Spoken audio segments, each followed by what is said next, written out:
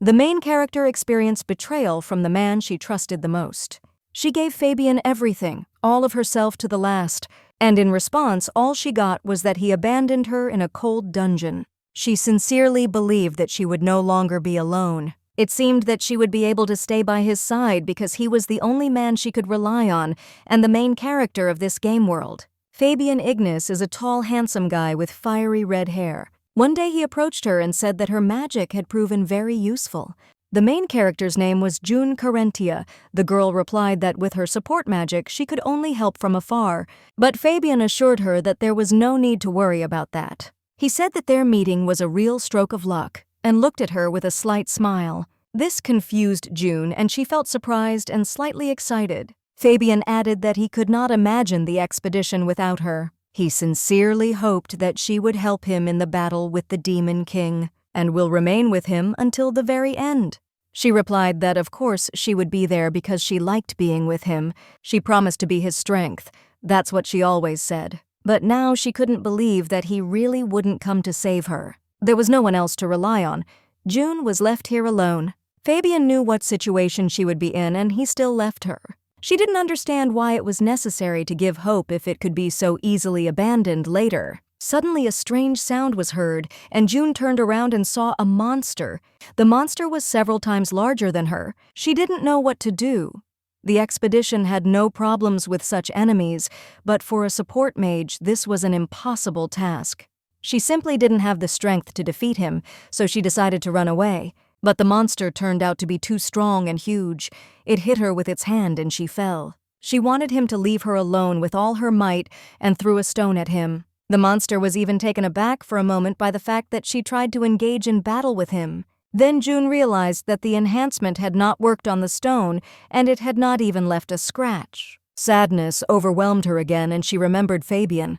She felt especially sad because she even sacrificed her hand for him. She sincerely hoped that he would still appear and save her. Suddenly she noticed that something strange had happened to the monster. At first she thought it was Fabian who had come. A gentleman approached her and remarked that it was rather strange.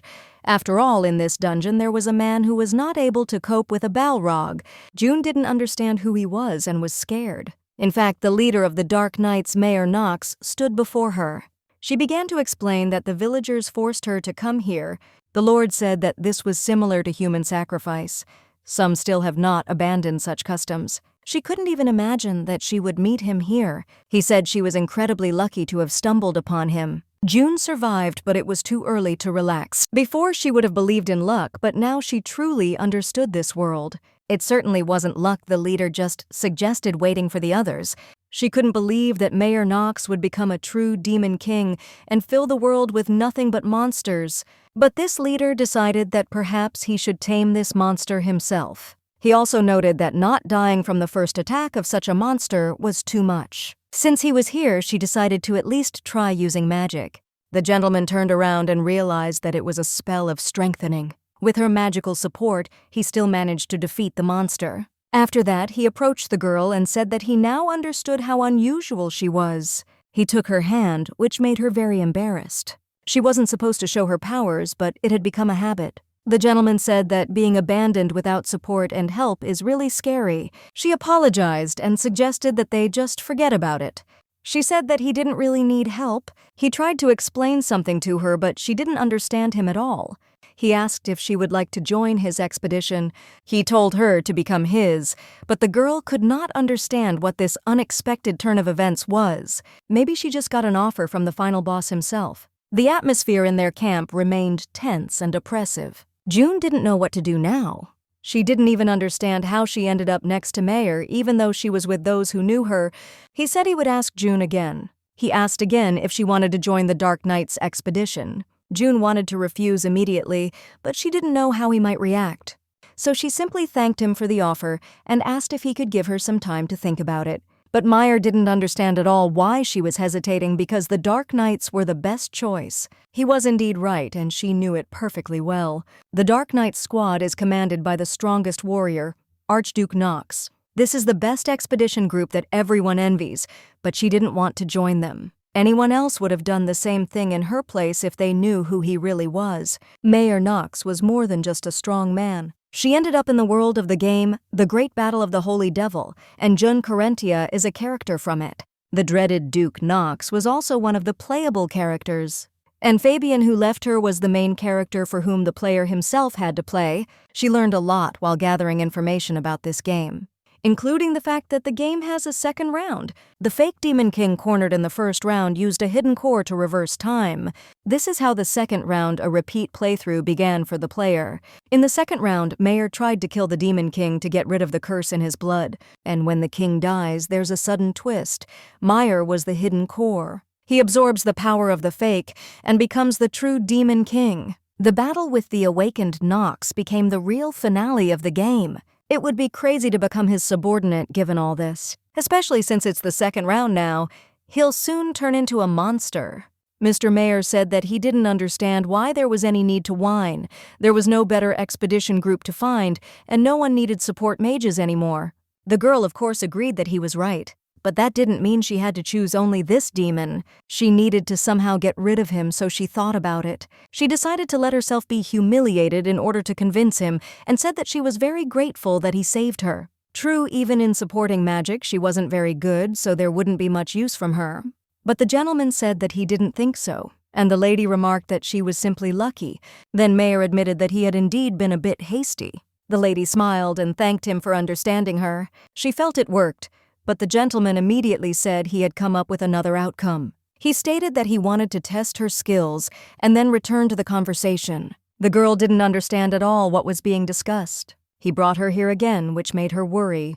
Mayor told June to stay here because if she was in no hurry to get out, he would have to do it himself. The girl could not understand how it could be cozy in the dungeon. She really wanted to run away from here. It was full of unpleasant things. From the bench, she saw that he was really leaving. He would recognize her skill if she used magic, but there was no choice. She needed to escape from here, so she used magic anyway. Then, turning around, he saw that she had managed to escape with her help. She climbed up to him, and he was surprised that she was also quick. It wasn't that bad. Both the skills and the movement were fine. He turned to her and said that she was the one he needed. The girl realized that she was really in trouble. It was just a game mechanic. Stat points and skills carried over from the first playthrough, so she stood out a little but didn't want to join the Dark Knight. The gentleman did not understand why she was so afraid and why she resisted so fiercely. Perhaps she had chosen another expedition. The girl replied that this was not true. After all, this was the first one she had met. Mayor was better off not knowing this, but when he heard that this was her first expedition, he smiled. He asked again if she really still felt affection for Fabian. The girl was very scared and did not understand how he even knew about Fabian. She began to worry, realizing that perhaps he could penetrate other people's minds. June replied that this was not true, and then asked what exactly he was talking about. Mayor Knox calmly stated that he did not like to waste time, so he suggested getting straight to the point of the conversation. It seems he already knows that she has memories of the first playthrough. This caused June to ask how he knew who passed first. Mayor asked with interest what the first round meant. This seemed to him extremely curious. He believed that she was calling the current passage the second. June had accidentally used a game term, and from her behavior, he concluded that she really did remember everything. June was stunned, and he added that she had better not try to deceive him. Even a child could do it more convincingly. June wasn't such a bad actress, and this upset her, but Knox decided to add something. He said that she was not the only one who retained memories. According to him, he noticed her strange behavior from the very beginning. It seems that Fabian Ignis also remembers the first round. June was truly shocked that Mayor knew about this too. She looked at him and realized that he was catching on too quickly. Maybe it was a feature of the final boss. He looked at June and admitted that at first he thought his mind had gone crazy. All because what was happening began to repeat itself over and over again. In a world where everything went in circles, a man appeared who began to act differently. He was informed that the next target of the expedition had already been determined. This man turned out to be Fabian Ignis. He knew that June was stuck in the dungeon and was in danger. But despite this, he chose another place for his expedition, so June realized that there was no point in hoping for him. She was overcome with fear because all this turned out to be true. She remembered how some girl screamed in panic, not knowing what to do. After all, the blow was so strong that it almost tore off Fabian's arm. It was necessary to urgently help, but holy magic did not work. Then June made up her mind.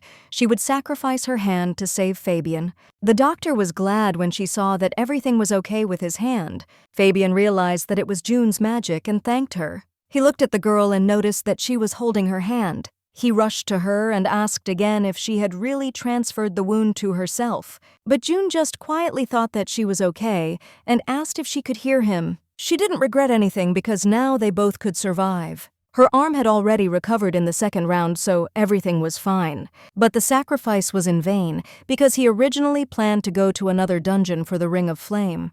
This is exactly what she told Mayer. He remarked that if she understood everything so clearly, then why did she still rely on him? Knox thought June just wanted to stay with Ignis's pet. She was surprised to see that he even knew the nickname. But June had no idea that he remembered every little detail of the first playthrough, although there are some things he still doesn't understand. Fabian's betrayal has nothing to do with her not wanting to join the Dark Knight, and even if he is a bad person, he is still the main character of this world. And Mayer is just the final boss she must destroy. The man sat down next to her and asked her to share, assuring her that he was ready to listen. June replied that she couldn't go that far. But Mayer assured her that everything would be fine. She was the one he needed. He came to this dungeon to save her. When June realized that his presence here was not an accident, it stunned her. Mayer noted that the conversation about the first round has already taken place. Now it's time to choose.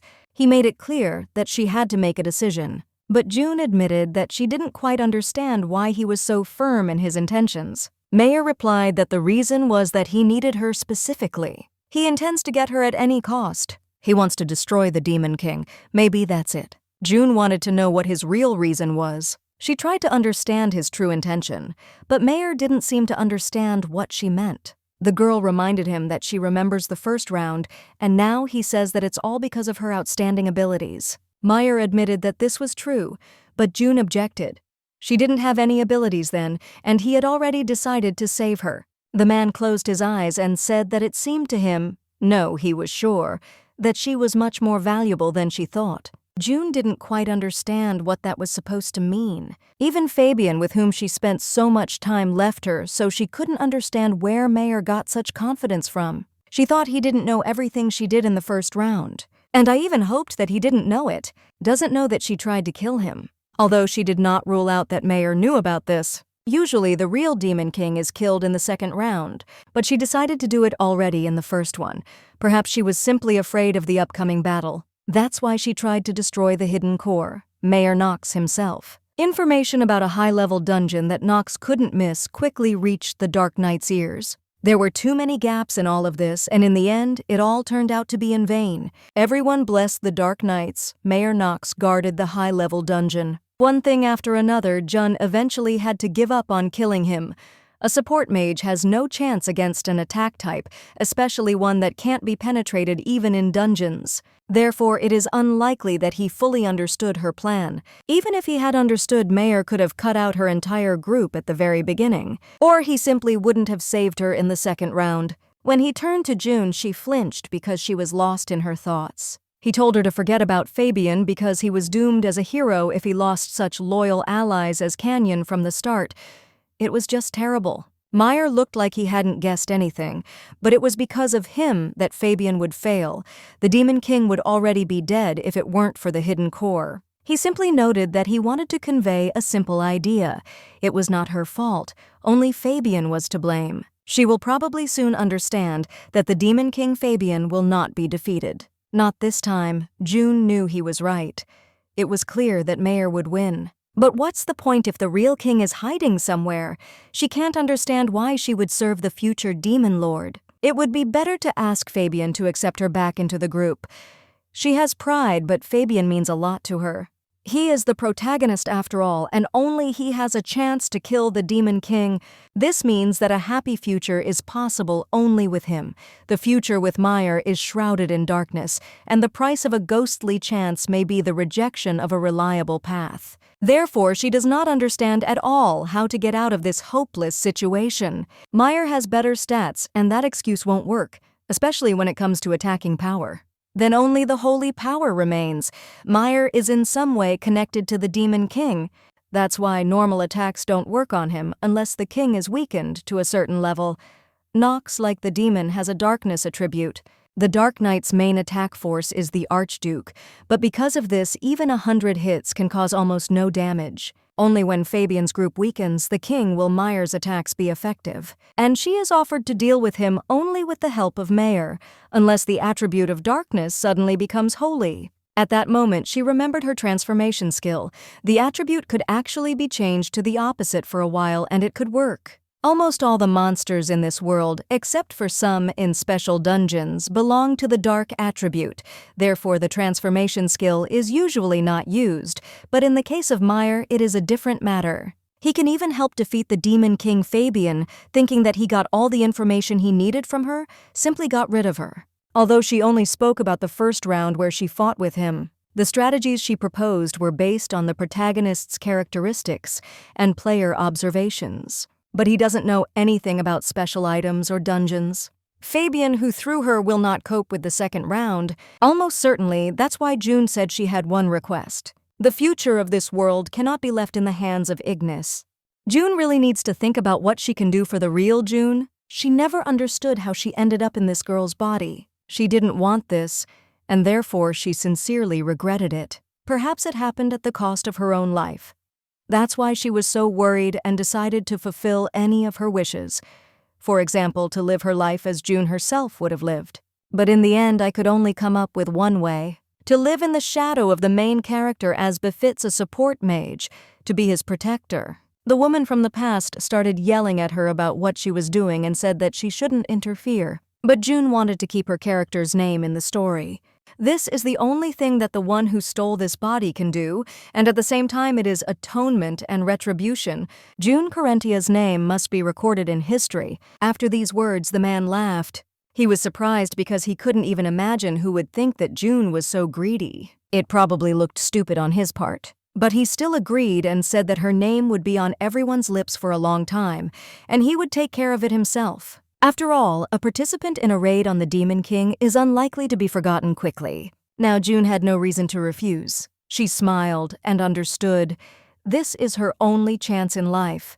She needs to survive until the very end to see a world where everyone will be happy. So the girl said she agreed to join the Dark Knight. Mayor Knox smiled. After all, she had been thinking about it for so long. He promised that he would do everything possible to ensure that she did not regret her decision. And he added that he would definitely not be disappointed in her because he wanted to express his gratitude for her courage. If she needed help of any kind, she could come to him at any time. June laughed and said that she was not some high-born person to receive such treatment. But Meyer Knox turned to her and reminded her that he had promised to treat her better than the others, so he suggested that they return to base immediately and discuss the raid on the Demon King. June was surprised that she would not be given time to adapt, but Meyer said that he believed in her strength and was sure that she could cope. The girl noted that she was abandoned in the second round. It's only stupid Fabian's fault. That's exactly what Meyer said. June didn't think she would ever scold Fabian along with Meyer, but she smiled anyway. She admitted that Meyer was indeed a fool, but she would not regret her choice. Then Meyer told everyone that this was June Carentia, and from now on she was part of the Dark Knight. He turned to June, who greeted everyone, introducing herself as a support mage. She hoped that she would be able to get along with everyone. Everyone looked puzzled as expected, but their reaction was understandable. After this, Meyer turned to Axion, who immediately came over. June was very surprised because she saw a familiar face in front of her. The level of magical power could be understood even just by the color of the hair. It was the ace of the Dark Knights, a fire mage named Axion Flam. Meyer said that he and June would now share life and death as colleagues, and he would have to take care of her. But the guy didn't understand why they turned to him because he was an attack mage. Then the gentleman said that June Carentia was very talented, so she would be appointed as her daughter's vice captain. June was simply horrified she did not understand why this was so, and asked him again how she should understand it. The gentleman noted that he had said that she would receive better treatment. She thought she would be given a relationship that would be appropriate for a captain, but not a real position. It was strange, but the other was glad about it. But June behaves this way. The lady noticed that she simply understands her limits. That way she would definitely get into all the history books, so that's what I did. But then he added that if she didn't want it, he would appoint someone else as captain. But June immediately and sharply agreed. Everyone was shocked that she was given such a high title for her multi-support. Maybe she has talents that they don't know about yet. She could say whatever she wanted, but she hadn't expected Meyer to listen to her from the start. He also asked Axion to explain everything to her before he returned. He turned to June and said that he would go to get the results of the dungeon exploration. And if she has any questions, she can ask Axion. June, of course, agreed, but Axion himself did not understand what was happening. He decided to just keep quiet and noted that it was the first time he saw him like this. June was surprised, and the guy noticed that she took his hand, and he didn't say a word. The lady didn't understand what was wrong with that, but Axion said that usually he would have looked at her with disdain and pushed her away. And this time he even smiled. He never personally brought people into the group.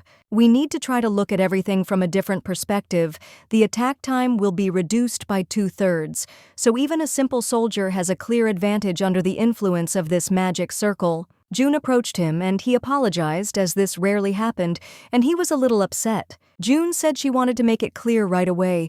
She had not asked to go on their expedition. He invited her himself, and she wants to tell him about it. Then the guy smiled and said that he already understood and asked for forgiveness if he was rude to her. He seems to regret what he said about the dungeon. It's not the first time they've met, and they had a rather unpleasant conversation earlier. He told the gentleman to think about it himself. He didn't understand how to survive in the dungeon alone for long. He thought it might be a trick of the dungeon, but the master said it was not a trick. She was an ordinary mage and simply could not get out on her own. Then Axion said that even if she was not a mage, there was still one problem. What if she takes advantage of this situation to pose as a member of the Dark Knight? Then June heard it and almost died of horror, and he says so. She decided that she would not silently listen to this nonsense and wanted to tell Axion everything. She turned to him and came closer to him. She said she was grateful for the help and that there had been a misunderstanding between them, and she doesn't need a Dark Knight, an Archduke, or anything else. She swears by the name of Saint Marianne that she makes no claim to it. This kind of oath is the best guarantee, as Dima says. And she didn't lie. Mayer invited her himself, and then she said that he might not have known the benefit of magicians in support, so he became embarrassed and said that he now understood his mistake and was very grateful that it broadened his horizons. He told her to call him Axion. He is the attack mage of the first Dark Knight team. His relationship turned out to be much better than she expected, so the girl was surprised. The lady thought about the fact that in the first round, Fabian and Mayer often clashed, so there were constant quarrels, and although they may have differences, he is still the best attack mage in the group. It is better to establish a good relationship. She shook his hand and said she had hopes for him. Axion said that he often had to take command in the dungeon, so he could be overly sensitive.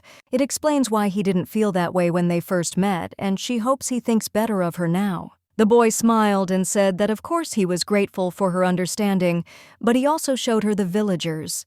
Indeed, they are very grateful to Meyer for saving their settlement, and they have prepared a small celebration in his honor, hoping that the Archduke will honor them with his presence. He tries so hard to appear harmless, so she doesn't know how others will take it, but she understands his intentions well. They want to build a relationship to take advantage of Meyer and the Dark Knight's reputation. Mayer said he had no time for fun, and they were leaving now. The man was surprised and asked him to accept their good intentions, but this is very stupid. The Duke is not one to be distracted from his work. He will not agree so easily. She turned to Axion and said that it was time for them to leave. But suddenly someone turned to her. The girl was surprised when she was called by name. He remarked that he thought she was already dead. The girl was surprised, and he screamed and asked how she had survived. The man approached June and said that she was the only mage in the village, and he believed that she could handle it. June was stunned, and he told her to be sure to close the gate. June told the headman that she was a support mage, not an attack mage, and that she had no chance at all on her own, but they wouldn't close themselves if nothing was done. The headman asked if she wanted the villagers to die. June started calling for her dad and stepmother at the very beginning of the game, support mage. June found herself alone in the dungeon. It was a pretty weird plot twist, but in fact, she was pushed there by force by her fellow villagers. The woman shouted at her to come in and said that she wanted her brother to die. Even her parents didn't try to stop it, and she immediately understood everything. And now the same people are telling her that she owes them something. They said that she should repay them for taking care of her because they were her family. But Jun noticed that they weren't even trying to pretend that they were worried about her, and Axion intervened, saying that if she had a family, then he didn't understand why they weren't looking for her. June replied that there was nothing surprising about this. They personally threw her out of the village to sacrifice her, and they hardly expected that she would return alive. The guy was shocked by this. They wanted to calm the anger in the dungeon or something like that. He couldn't even believe it. June said that she wouldn't go there herself because she wouldn't be able to kill even one monster. Axion was shocked by this. He didn't understand what century they were living in. Doing such terrible, irrational, delirious things was just awful. But the main character decided that it made no difference. She couldn't even imagine what the real June felt at that moment, and she had lived in this terrible village since she was born. So June decided that she wanted to help the hero at any cost. She really wanted the main character Fabian to take her with him.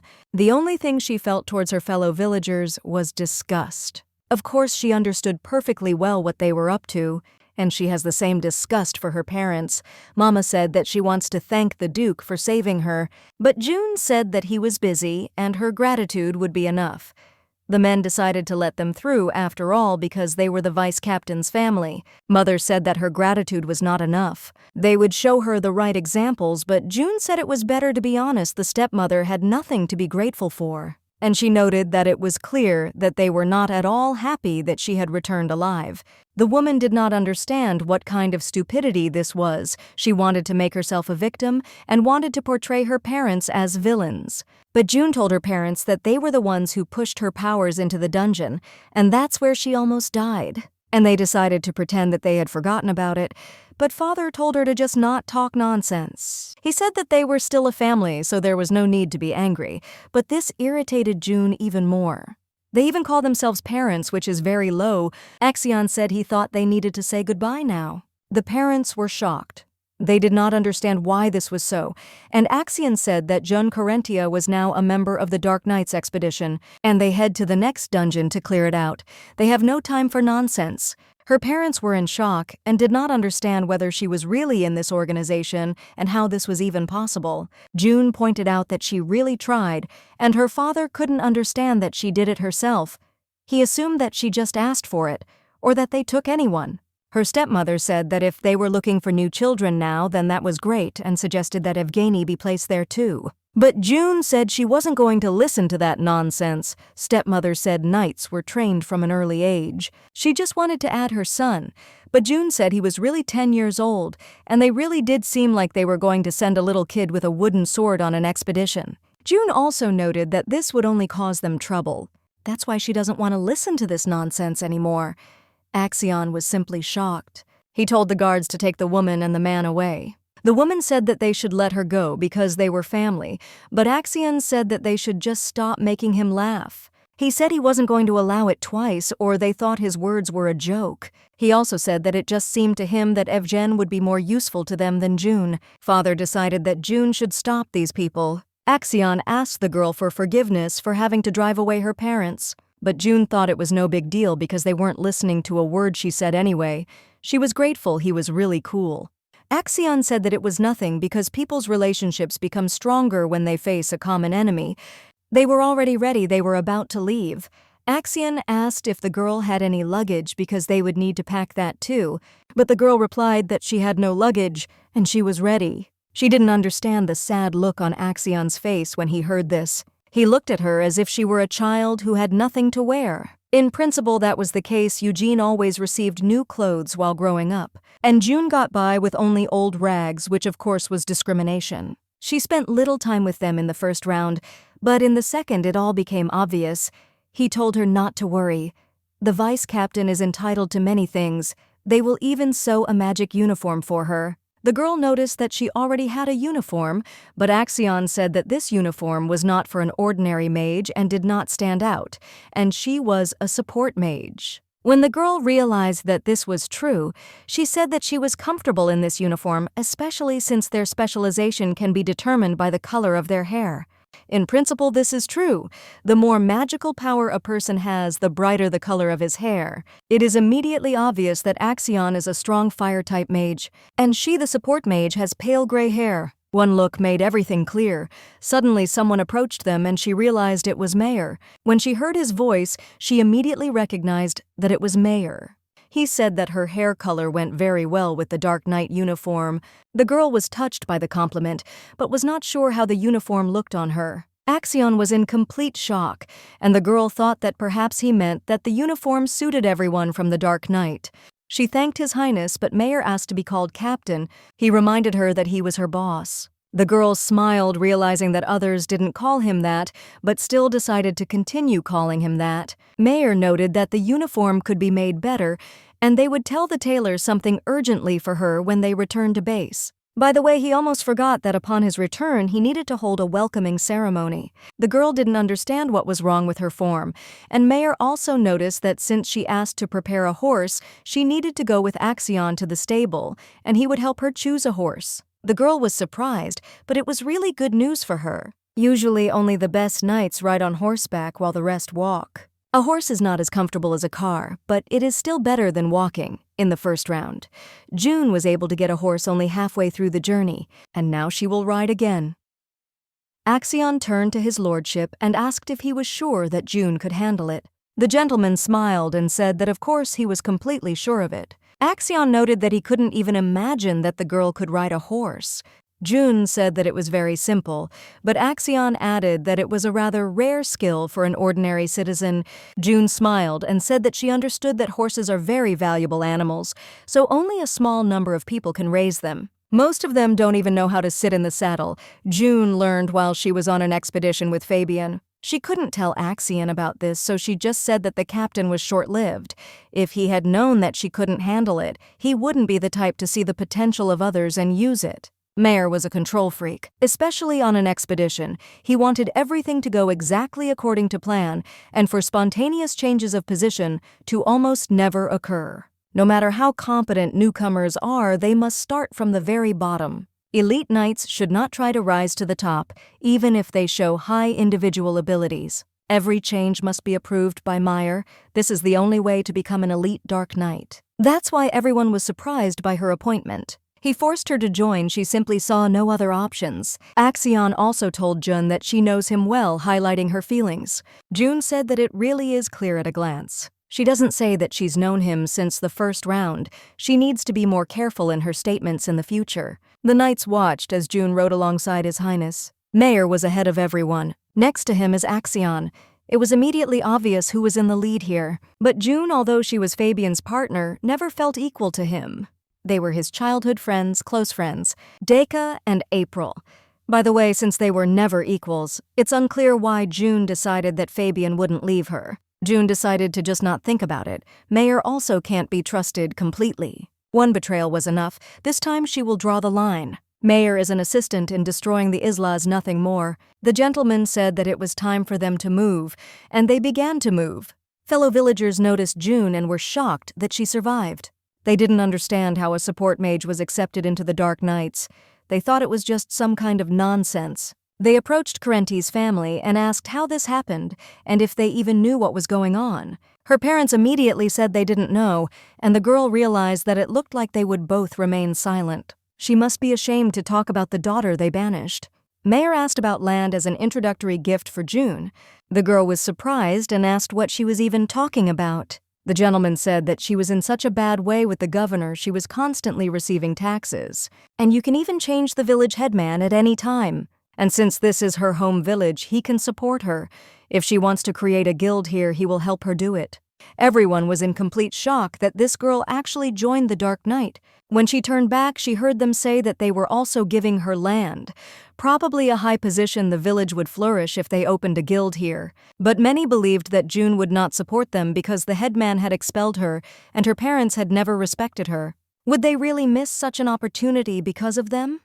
Because of this, the village chief and June's parents began to be despised. It's not even funny they found scapegoats and thought that June would forget about everything. They are all the same. If she agrees, she will have to fight this anger. So she said that she would rather give up the land where such people live. The dungeons were more comfortable than with them, so she asked Meyer to choose something else for her. The gentleman, of course, agreed, and then the girl realized that this really wouldn't change much. But the attitude towards the elder and parents will now be different. Being in the dark night was very convenient when she joined Fabian.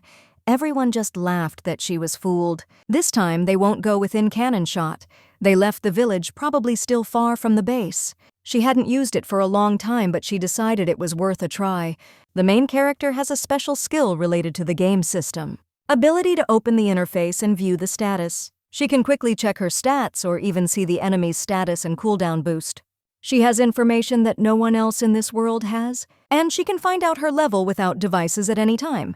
She is now level 23, and initially it was 20. It seems that the Dark Knight's fighters get a lot of experience for clearing dungeons. Fabian also fought monsters in the first round, but only with those who were on the way.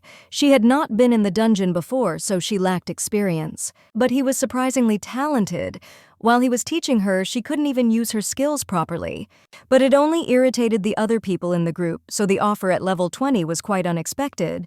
At first, she thought that he simply didn't realize how weak she was. But he said he didn't care, they would just raise her level. But she said that adding her to the group would greatly lower the average level of the Dark Knight. Meyer stated that he would still be above average in Fabian's group. That was obvious and hard to disagree with. She knew he was right. She had no arguments to object to, and she had to admit he was right on this issue. Meyer was in the 80 range, and even if you only counted the two of them, the average would still be around 50. In order to fight the Demon King, one had to be at least level 60. This was the minimum requirement for such an opponent. In the first round, they barely reached the required level, but that was just the beginning of their journey. The opponent turned out to be much stronger. Meyer was in the 80s from the start, which put him in a much better position to fight. He also had resistance to physical attacks, possibly because he was the core of a Demon King, and his magic attack was high. Meyer's magical defense was weaker compared to his other stats, but it was still significantly higher than many other people's. All this explained why all attempts to kill him failed. He was too strong to be destroyed so easily. If she had immediately verified that his level and strength were as she thought, she wouldn't have wasted so much time on surveillance and useless attempts. The guy she saw was Nova Pelum. He was considered the rising star of the group and was very friendly, reminding her of his brother. In order to kill Meyer, she had to communicate with Nova, trying to get information about dungeons through him that Nox clearly couldn't conquer. But the Duke always returned, and Nova quickly raised her levels, which greatly complicated her plan. June continued to thank him for allowing her to rise in the ranks of the Dark Knight. It was her merit, and she always felt this gratitude. All of this was possible thanks to him. But now June felt guilty. She felt like she had used him for her own purposes and he had never joined in their plans. This bothered her greatly, and she resolved to treat him better in the future. Meyer noticed that she was looking somewhere and turned to her with a question, wondering where she was looking. He was always attentive to her behavior, and this did not escape his attention. June realized that her thoughtful gaze was too conspicuous. It began to bother her, and she felt a little embarrassed. She was not used to such attentiveness from Meyer. She replied that she was simply lost in thought, trying to hide her excitement. The gentleman smiled, noticing her oddity, and said that she had always been unusual, which only added to the interest in her personality. Perhaps Meyer thought that her behavior looked suspicious, especially when she was staring into empty space. She decided that next time she should be more careful and not display such behavior. The horseback ride was boring, and June couldn't escape the feeling she decided to share it with him, even though she knew he probably wouldn't be too interested in her experiences. When they arrived at the base, everyone would probably be surprised by her presence. It would be unusual, and June couldn't help but feel nervous before all her colleagues met her. She was aware that having a support mage on the team now changed the group dynamics considerably. It could affect their next moves, and she wondered how the others would react. The important point was that this support mage had come on the captain's personal orders. This was rather strange, considering that he usually did not make such decisions. The whole thing remained a mystery. Some players started to consider him a cheater because of his ability to collect the strongest characters. This made the Dark Knight even more powerful and influential, and many paid attention to it. It was strange that no one of such powerful people had been personally invited. This added even more questions and confusion regarding the actions of the Duke and his team. June noticed that their expedition was full of strong and experienced people. Each one was special, and she felt that her place here was not just an accident, it was part of her path. Axion confirmed that the Duke did indeed have what it took to select warriors based on their actual abilities. This was different from other expeditions where origins were always taken into account. In other expeditions, it was the origin or material investment that was important, which made this approach of the Duke completely unique and special. His selection was aimed at the real qualities of the warriors. He has enough money and power in his baggage compartment to command respect and enough authority to help anyone. It's unclear who wouldn't want to come under his protection. The man was sure that this was why the lady had joined their squad and soon became a commander. She had such qualities that made people follow her. Oksana claimed that she would not obey a weak leader. It was important to her that everyone in the dungeon was useful. Those who could not be useful right away had to start from the very bottom. For June, the situation was absolutely obvious. It was as if she already knew a lot about her place in this world, as if her life path was predetermined. Members of the Red Wolves said that June was a good fit for Knox. They believed that he really liked her, and it did not go unnoticed. One could say that she is simply talented, but such words can sometimes be misunderstood because not everyone would perceive it as a simple statement of fact. The Dark Knight was said to be one of the best expeditions talents like June found themselves. She asked if they were recruiting. June confirmed her words and asked again if it was the same when they accidentally met someone with talent.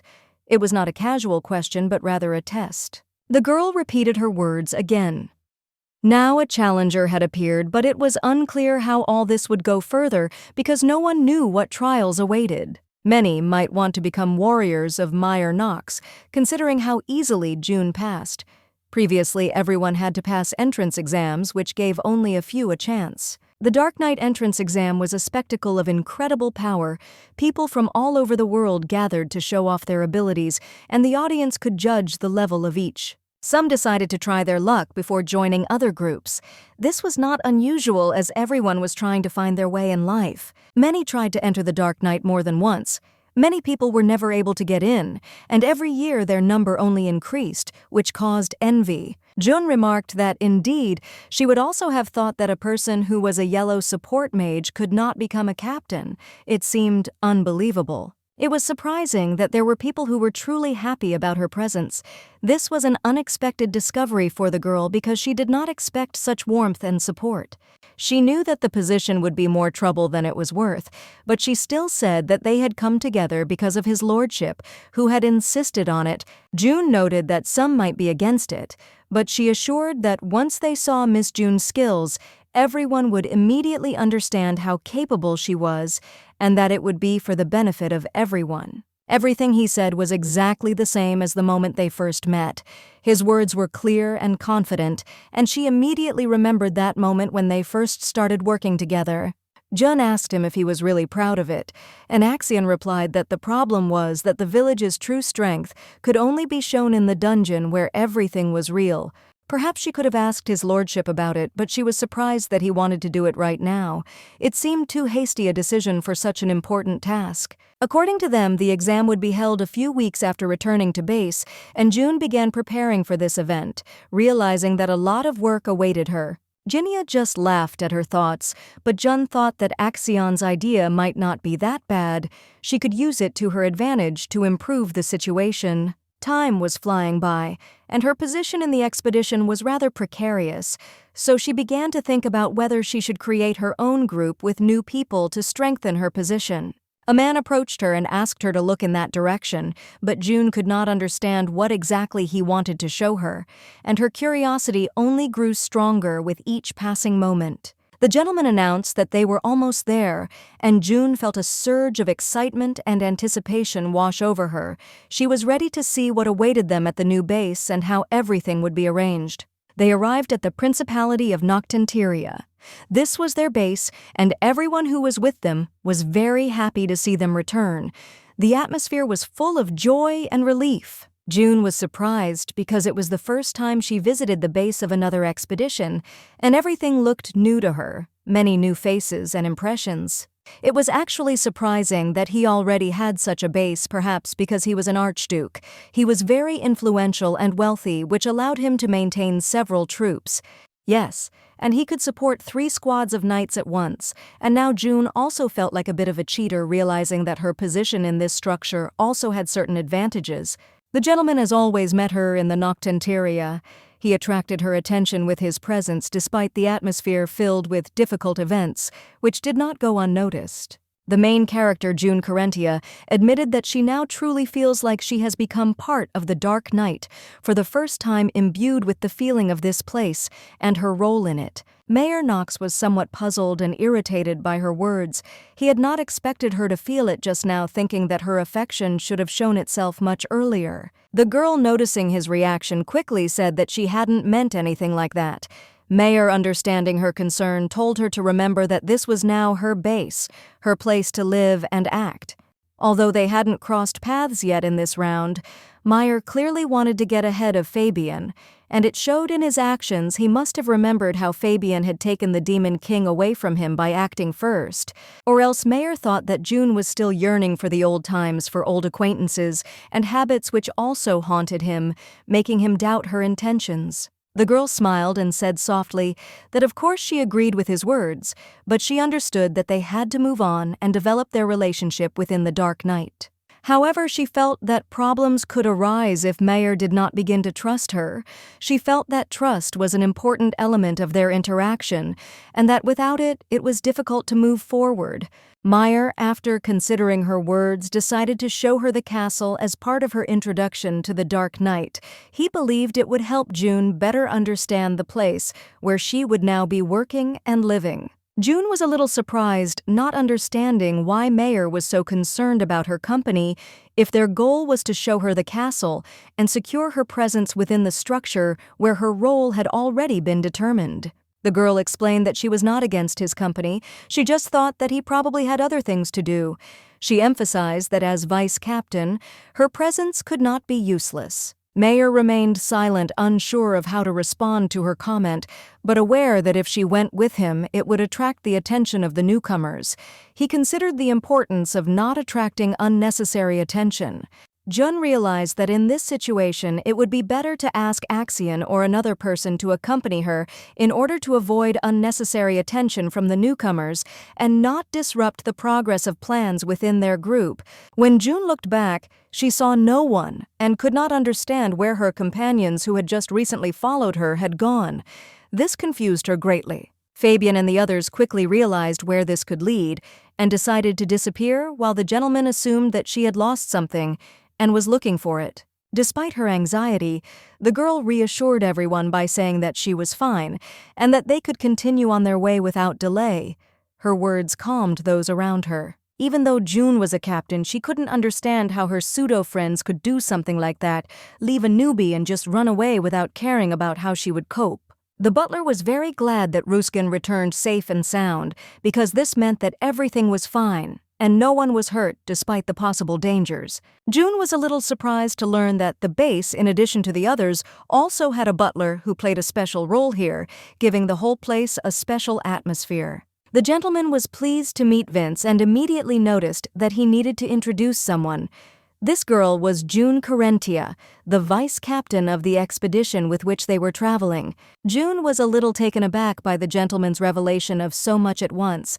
She was surprised that he hadn't kept information about her secret without telling her in advance. The gentleman noted that he had been looking for a talented person like June for a long time, and added that she should not be offended because she deserves respect for her achievements. It seemed that June couldn't process all the news at once, and the gentleman also said that she would probably have some requests regarding her room and conditions. But June was a little nervous when she voiced her request. She just wanted a bigger bed to feel comfortable in this new place. June couldn't understand why the butler was acting so strangely, and why Mayer was showing her such unusual kindness. She thought it had something to do with their shared memories. Perhaps he is interested not only in their past, but also in the information she has, because it could be important for his plans. She had absolutely no idea what he was planning, and that made it hard for her. She felt like the situation was slipping away from her. As they walked through the estate, the servants were amazed that his lordship was personally accompanying June. Everyone assumed that she was just one of the team. June felt awkward and wanted to hide behind the flowers he kept talking about her, and it made her uncomfortable. She noticed that her hair was gray, which could mean that she was a support mage, but no one understood how she ended up among the Dark Knights. She had always disliked such conclusions when they tried to determine magical affiliation by hair color. It was only useful for strong attacking mages. June knew that if she had heard the conversations, then Meyer probably had heard them too. It made her feel uneasy. However, Meyer seemed to be playing a role pretending not to notice these conversations, which puzzled June. She could not understand what he was getting at. June finally decided that they needed to continue on their way. She couldn't walk around the estate with him forever. It was starting to get on her nerves. Meyer was surprised by her decision, stating that they hadn't even reached the main castle yet, and she was already getting ready to leave. June replied that she simply couldn't remember so many new places at once. She needed time to figure out what was going on. It was strange to hear such words from a former member of a group that had defended many difficult dungeons. His role had been important, and now he was sitting next to me and talking about it with such calm. He probably already realized that she was looking for excuses, but in reality he knew that she was bothered by the attention of others, and it did not give her peace. He saw everything much more clearly than she did. The girl understood that while she was with them, it would be easier to write her name into history, secure her place, take a step that would be remembered. Now it became clear to her why he accompanied her. Meyer was sure that if everyone saw how he supported her, the protests against the appointment would gradually fade away. His support gave the girl the necessary confidence for further steps. If he had offered her a lower, less visible position, all the problems might have simply disappeared, but he took a risk and offered her a serious role. This added to the excitement, but also to the opportunities. The gentleman couldn't remember if he had said it, but he always disliked wasting time.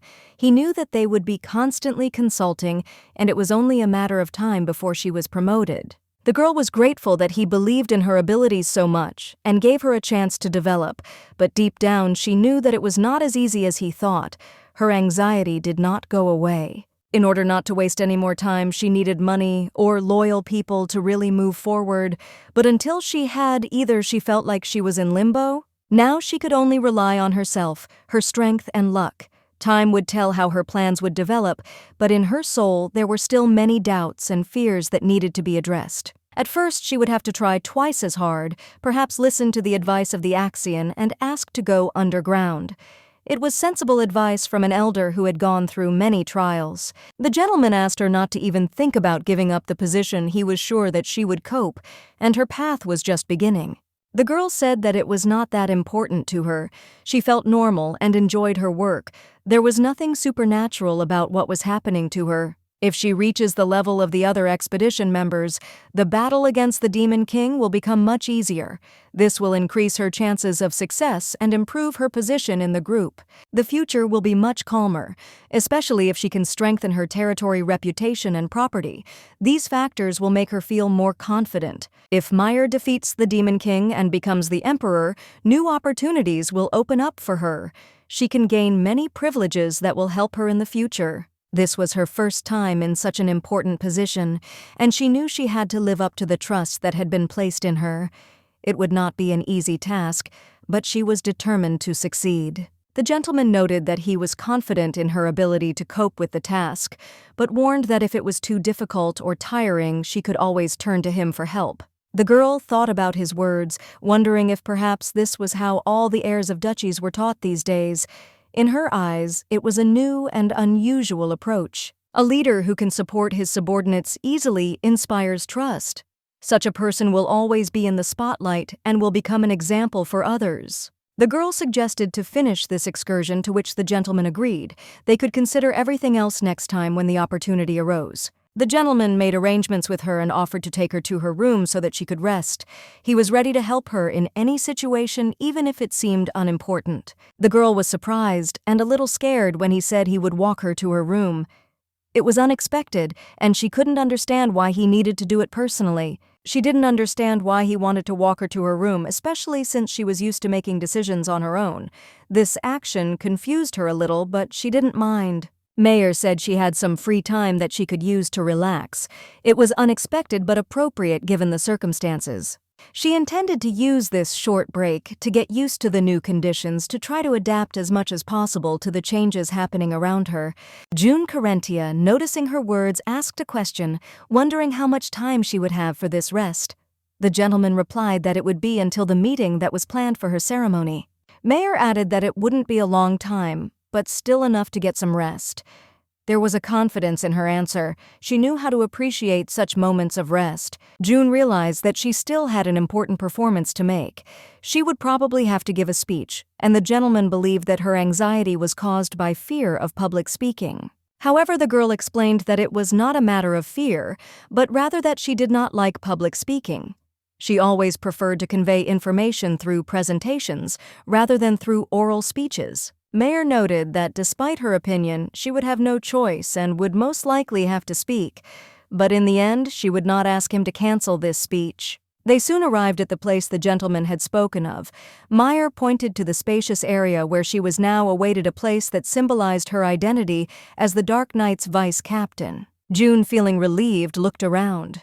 The nature and the surroundings were indeed peaceful, and the comfortable bed in the room promised a good rest. She was grateful for that. The gentleman remained silent, only reminding her that if she felt the need, she could always call him, and he would be there. However, everything depended on her desires and needs. And now, finally, June felt relief. She was alone in the room without strangers' eyes and tension, which gave her the freedom she had long awaited. The moment she was alone, June realized that with Mayer around, they were attracting too much attention. She felt uneasy about constantly watching their actions. Now that she was in the room, she decided to just rest and relax. She had time for herself, and she enjoyed this quiet moment alone. June stretched out on the bed, feeling her body finally relax. It was a relief after a day of meetings and conversations that had taken a lot of energy. Peaceful sleep came quickly. In her dreams, June relived the events of being called Fabian's dog. It was strange, but the feeling of such affection did not give her peace.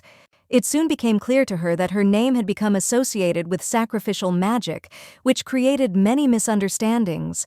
It was ridiculous, especially for a support mage, but her reputation was at risk. Thanks to the girl's actions, Fabian can now continue to use his sword. This was an extremely important decision, because the sword is his weapon, a symbol of strength and independence. The girl could not hide her disappointment. For her, as a faithful companion, the safety of the owner should always come first, and she was worried about his well-being. This decision of hers seemed ridiculous, and because of this, she felt sad. At that moment, there was a knock on her door, asking if the vice captain was in her room. The girl thought that perhaps she was sleeping since she had not left her room for a long time. The maid asked why they needed her, and this made the girl wary. Suddenly, she heard a conversation and her name was spoken. She immediately got tired of getting out of bed, not expecting anyone to look for her at that moment. She approached the door asking what had happened since they were calling her so actively. Curiosity overcame her fatigue and she decided to find out what was going on. The maid greeted her and explained that her name was Maria and that she would take care of the girl while her mistress stayed in the castle. This care was supposed to make her day more pleasant. The maid, already awake, brought water for washing. The girl noticed her attention, surprised that in such a place she could get such trifles. She tried to understand what exactly the maid meant by bringing water for washing. What kind of concern was this, and why was she so insistent in offering her help? Still, the girl allowed the maid to come in. She was a little puzzled, not understanding where people came from, who were willing to help with such simple things as washing. The water the maid brought was special. It was warm and clean, and the girl had not seen such water for a long time. Everything seemed so unusual and even surprising. At that moment, it became clear to her that life in the castle was very different from the expedition she had experienced with Fabian. Everything remained the same, even when she had sacrificed her arm for his safety. No one believed that she would be able to cope given how difficult the situation was, but her skills turned out to be at their best, which was a real surprise to everyone around her. Fabian had always supported her, but even his sincere words could not fully convey how much he cared about her fate. He never admitted that her efforts were the deciding factor. He could have at least once truly appreciated her abilities, at least said something positive, but instead, he remained silent and reserved. It upset her. This experience taught her an important lesson. Sometimes people sacrifice themselves not for others, but for their own satisfaction. You can't expect recognition from others. Everything must come from the heart. After that, she decided that in the dark night such mistakes will not be repeated. She will not take unnecessary risks for others and will learn to choose a healthy balance between work and personal life. She realized that the most important thing was to find harmony between her work and personal life without overloading herself with obligations that could drain her energy and rob her of happiness. In such conditions as in large corporations with good working conditions, it was much easier for her to feel safe. The maid noticed that the mistress was pleased. The lady explained with a smile that her joy was just a reaction to little things. Sometimes it was in such trifles that she found true pleasure. She valued moments of calm. The maid couldn't help but ask if her mistress was going to eat in the officer's mess or would prefer another place. It was an important decision for her because she could offer help. The lady asked with interest whether the maid would accompany her to the dining room. She expected that this small request would be fulfilled, but she did not realize the full depth of this gesture. The maid replied that of course she was ready to help, and together they headed to the right place. When they arrived, the mistress clarified what exactly the maid's role was. The maid reported that her duties included cleaning, decorating the room, preparing meals, and helping with scheduling. She was always expected to be around to keep things in order. It was more like a secretary's role, and June was a little surprised. She decided to ask if all the knights had such assistants. The maid replied that this was not really the case. She had assistants, but only 5 people besides herself, and the captain had permanent help. The maid said that his lordship usually avoids such things. He prefers to focus only on the dungeons and important matters. She added that Mayor really doesn't like to waste time on such things. He is always looking for ways to free himself from routine worries in order to focus on other things. The maid thought there should be more workers here, but for now everything is temporary. In the future, the number may increase when the situation stabilizes. So far, only 1 maid has been assigned to June, but her duties may soon expand, and perhaps more assistants will be assigned. June was very surprised and asked again if it was true that there should be other people. The maid confirmed that it was indeed so, since June occupied an important position. Being subordinate to a duke was certainly prestigious, but June understood that it was not necessary to have many people under her command in order to be effective. The conversation with the maid was calm and without tension. Perhaps Mary would be able to cope with all the duties, and June would be pleased with her work. June no longer worried about the little things and decided to let Mary take care of everything she would trust her until more serious issues arose. The maid confidently promised that she would do everything at the highest level. She understood the importance of the assignment and was ready to make every effort to complete the task flawlessly. The mistress was not sure whether to immediately entrust her with such an important matter, because they had only just met. However, the maid showed determination, and her words sounded confident. June thought it would be better if the maid brought her a quill and an empty diary. These were simple things, but they had become necessary for further work. The maid nodded and said that she would prepare everything as needed. She did not see anything difficult in this. After all, she was used to various assignments and always did her job well. June knew that if she wanted the Dark Knight to defeat the Demon King, she would have to prepare in advance. Preparation took time, and she was willing to put in the effort. In the first round, it took a long time to prepare.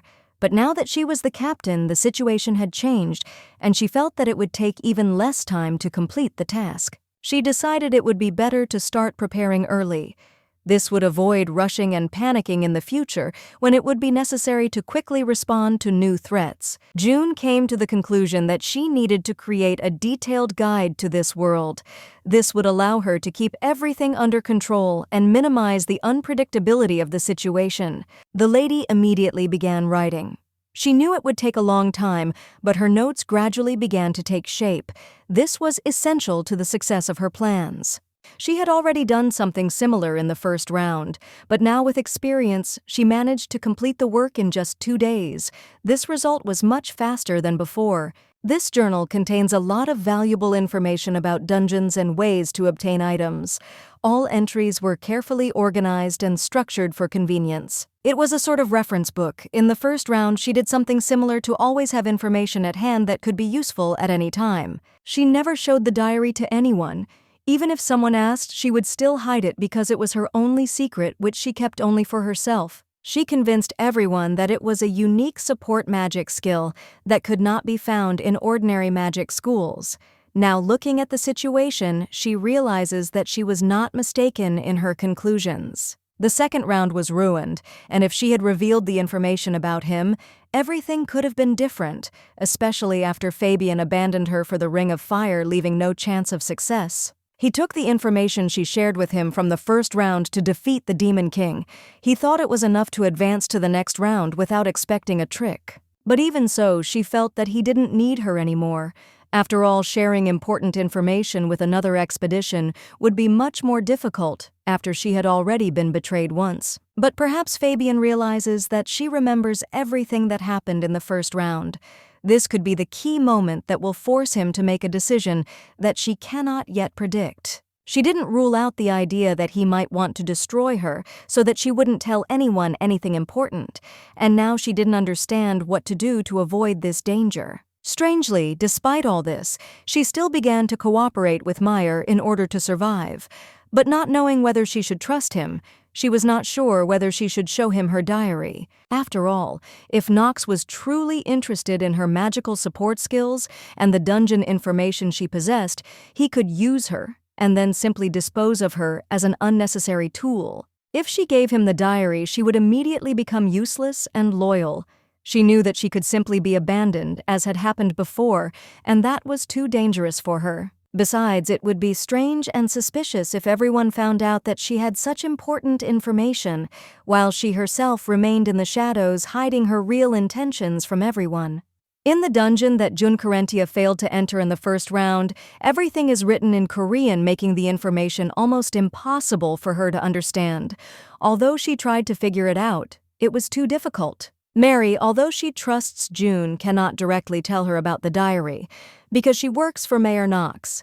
The girl understands that her relationship with Mary cannot be too open because she is subordinate. June knew it would be suspicious to give Mary money to keep her quiet. It was better not to take risks in such a matter, especially if there was any instability in their relationship. In the end, she decided to hide the diary, at least until she found people she could fully trust. It was safer than sharing this information with just anyone. Meyer couldn't blame her for that because he himself was hiding a lot of things. He understood that in this world you often have to hide the truth in order to survive, and he was no exception. Some things really do need to be hidden to keep their lives safe. The world they live in leaves no room for open weakness or honesty. For several days, June Carentia did not leave her room, preferring to remain alone. Her thoughts and inner experiences did not give her peace, and she was not ready to meet people. Her absence from public view had become a habit, and now she felt strange appearing among others. Her habit of remaining in the shadows was growing stronger, and the outside gazes were only beginning to add to the tension. This kind of behavior, in fact, only fueled the interest of those around her. They increasingly tried to understand why June avoided communication and why they did not appear in her sight. If she really didn't want to attract attention, she could have just eaten in the officers' mess.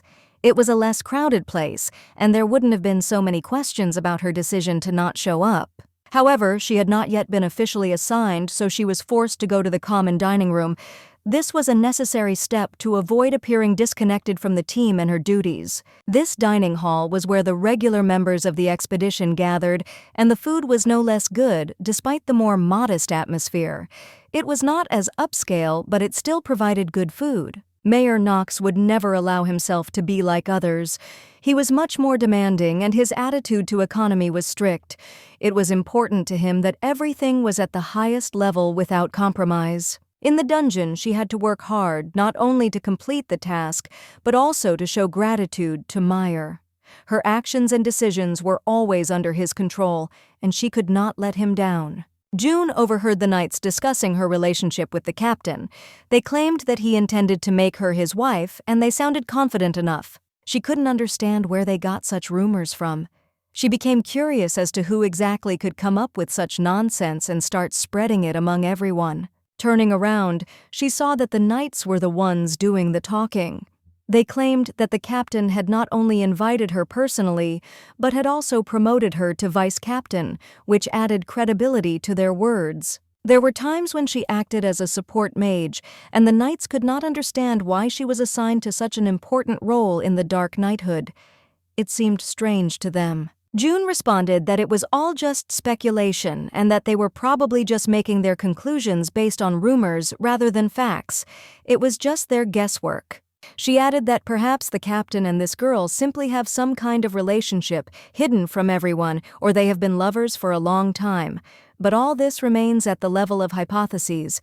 June was stunned by what she had just heard, the rumors that had been circulating around her name, and the captain seemed completely absurd and made no sense. The knights, however, thought that such a relationship might be quite natural.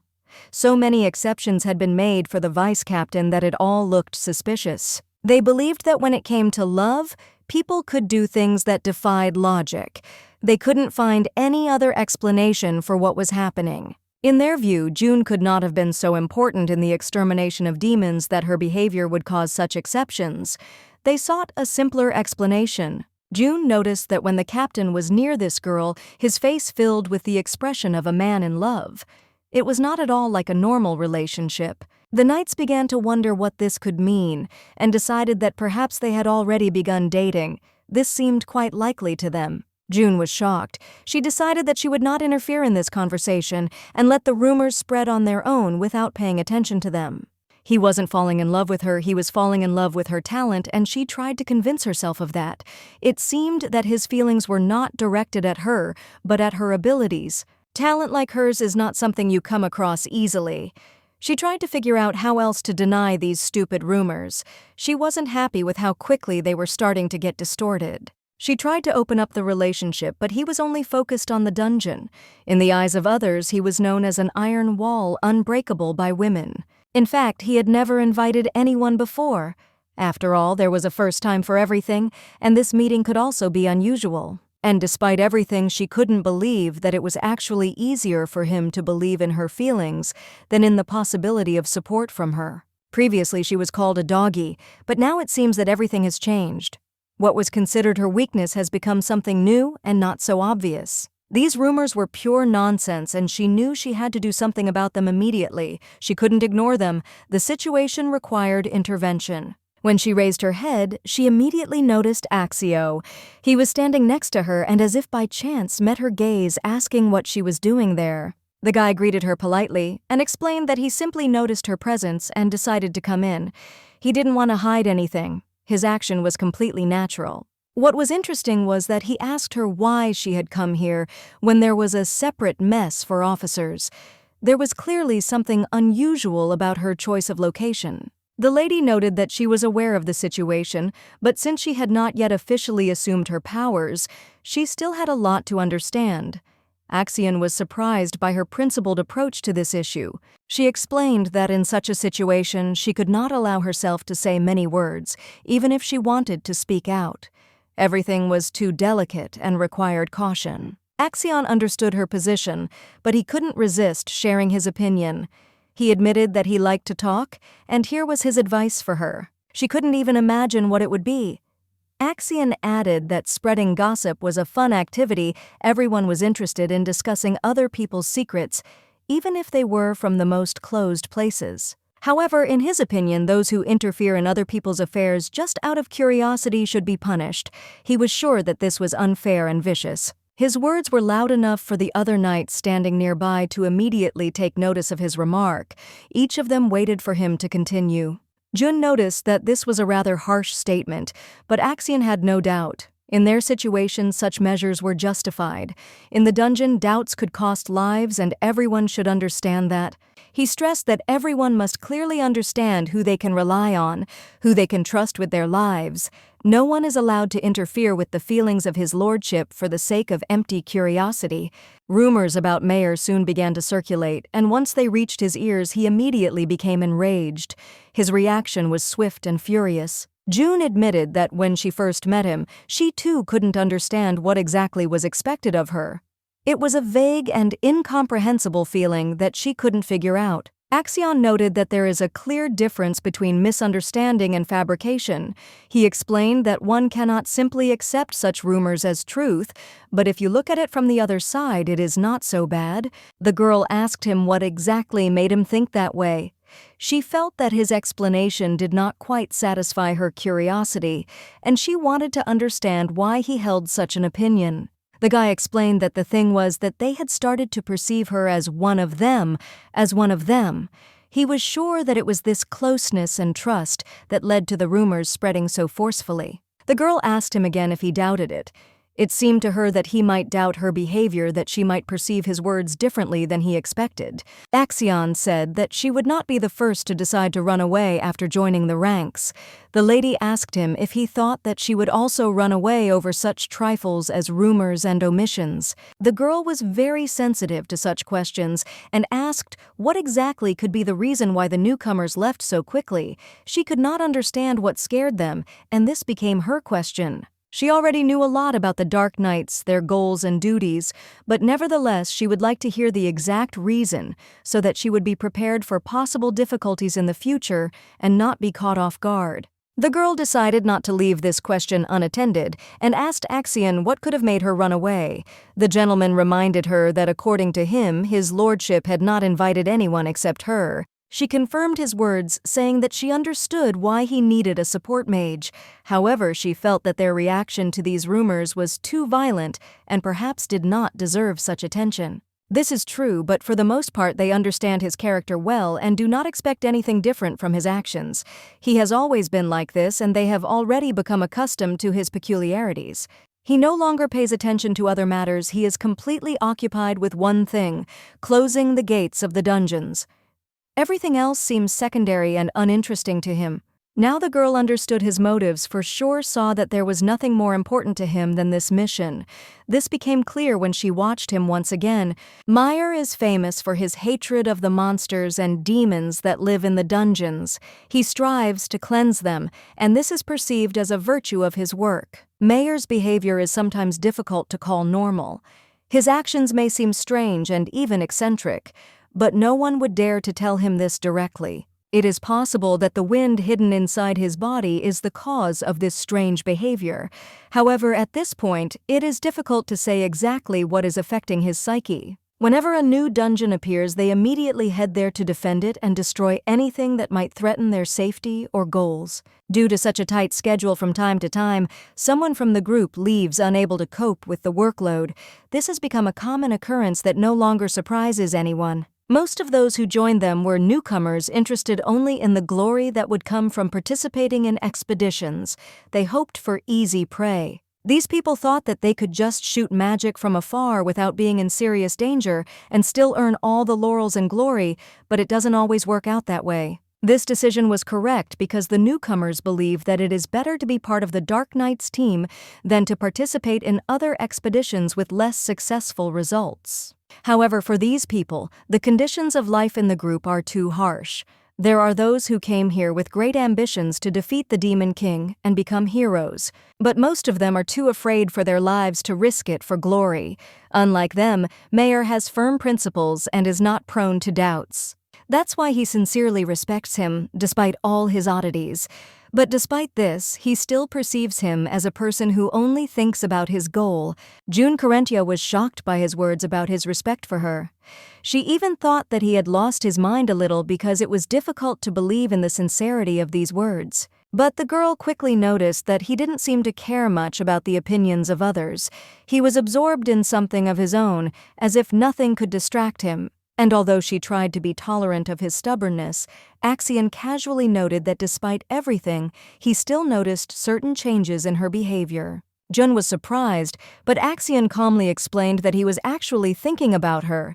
He thought a lot, and these thoughts seemed to be the most important to him. She blushed a little, feeling her insides starting to burn. She asked him shyly if it was true. Axion explained that he had initially tried to choose a room that suited her. He had never shown himself like that until recently, and something in his tone when he asked to be called captain added a strange tenderness. Axion said that she was the only one he allowed to do this to, and also complimented her appearance, noting the shape and color of her hair. He was visibly agitated, and her attention was drawn to his strange reaction. He told her that he thought that only in the dungeon could he notice such things. Meyer seemed more powerful and confident. At first, Jun Carentia looked at him as if he were an ordinary person, but Axion clearly reacted to this more than he should have. Perhaps this was a side of him that she hadn't noticed before, and she couldn't understand why his attention was suddenly so focused on her. Or maybe he had changed since they met. Maybe he had begun to feel that she stood out from the rest in some way, but it was still a mystery to her. He immediately chose her as the vice captain. Perhaps because of his hidden agenda, Jun didn't understand how her special position would help in protecting the dungeon, but it was all part of his plan. The lady asked if he really thought it was more convenient than admitting that she was his mistress, emphasizing that such questions needed serious clarification. Axion tried to say something, but his words did not find the proper response. He felt that whatever he said would not change the current situation. The girl, without hiding her thoughts, said that since everyone thought so, they should somehow clarify the situation once and for all in order to stop the rumors. Axion hoped that everything would be settled after the trip to the dungeon. He believed that it would somehow divert attention from the current issues and give time for reflection. The girl noted that in fact her intention was exactly this, to understand the situation and figure out what to do next. Now everything became clear to her. She finally realized what rumors were going around about them and how much had been distorted, but she tried to ignore the nonsense and remain calm. Realizing that she would have more privileges on the expedition, she decided not to miss the chance and use them. On this wave, she decided to ask Axion an important question. She asked where the captain usually dined. It was a question that had been bothering her for a long time, and now she decided to clarify it so that she could proceed with confidence. He told her, and she quickly found the place where the captain preferred to spend time alone, and she became curious about what he was doing there. When she came and knocked, she was immediately allowed in. She was a little nervous, but when she heard his voice, she knew this was a moment she could not put off. When she entered, she noticed that the captain was clearly in a bad mood, and this made her feel that perhaps she should not have come just now. However, having gathered her strength, she said that they had not seen each other for a long time. It was her way of starting a conversation and trying to establish some kind of contact in a difficult situation. When the gentleman saw June, his face immediately broke into a smile, and he decided that she had come to him with some important question or request. He was sure of it. His voice suddenly became soft and soothing, as if he wanted to linger near her. Something about her presence perhaps caught his attention. Now that the mood was much calmer, June felt some relief and her tension eased a little. The atmosphere around her became more favorable. She explained that she wanted to discuss something important and also noticed that there was someone else in the room. Apparently, this was unexpected for her.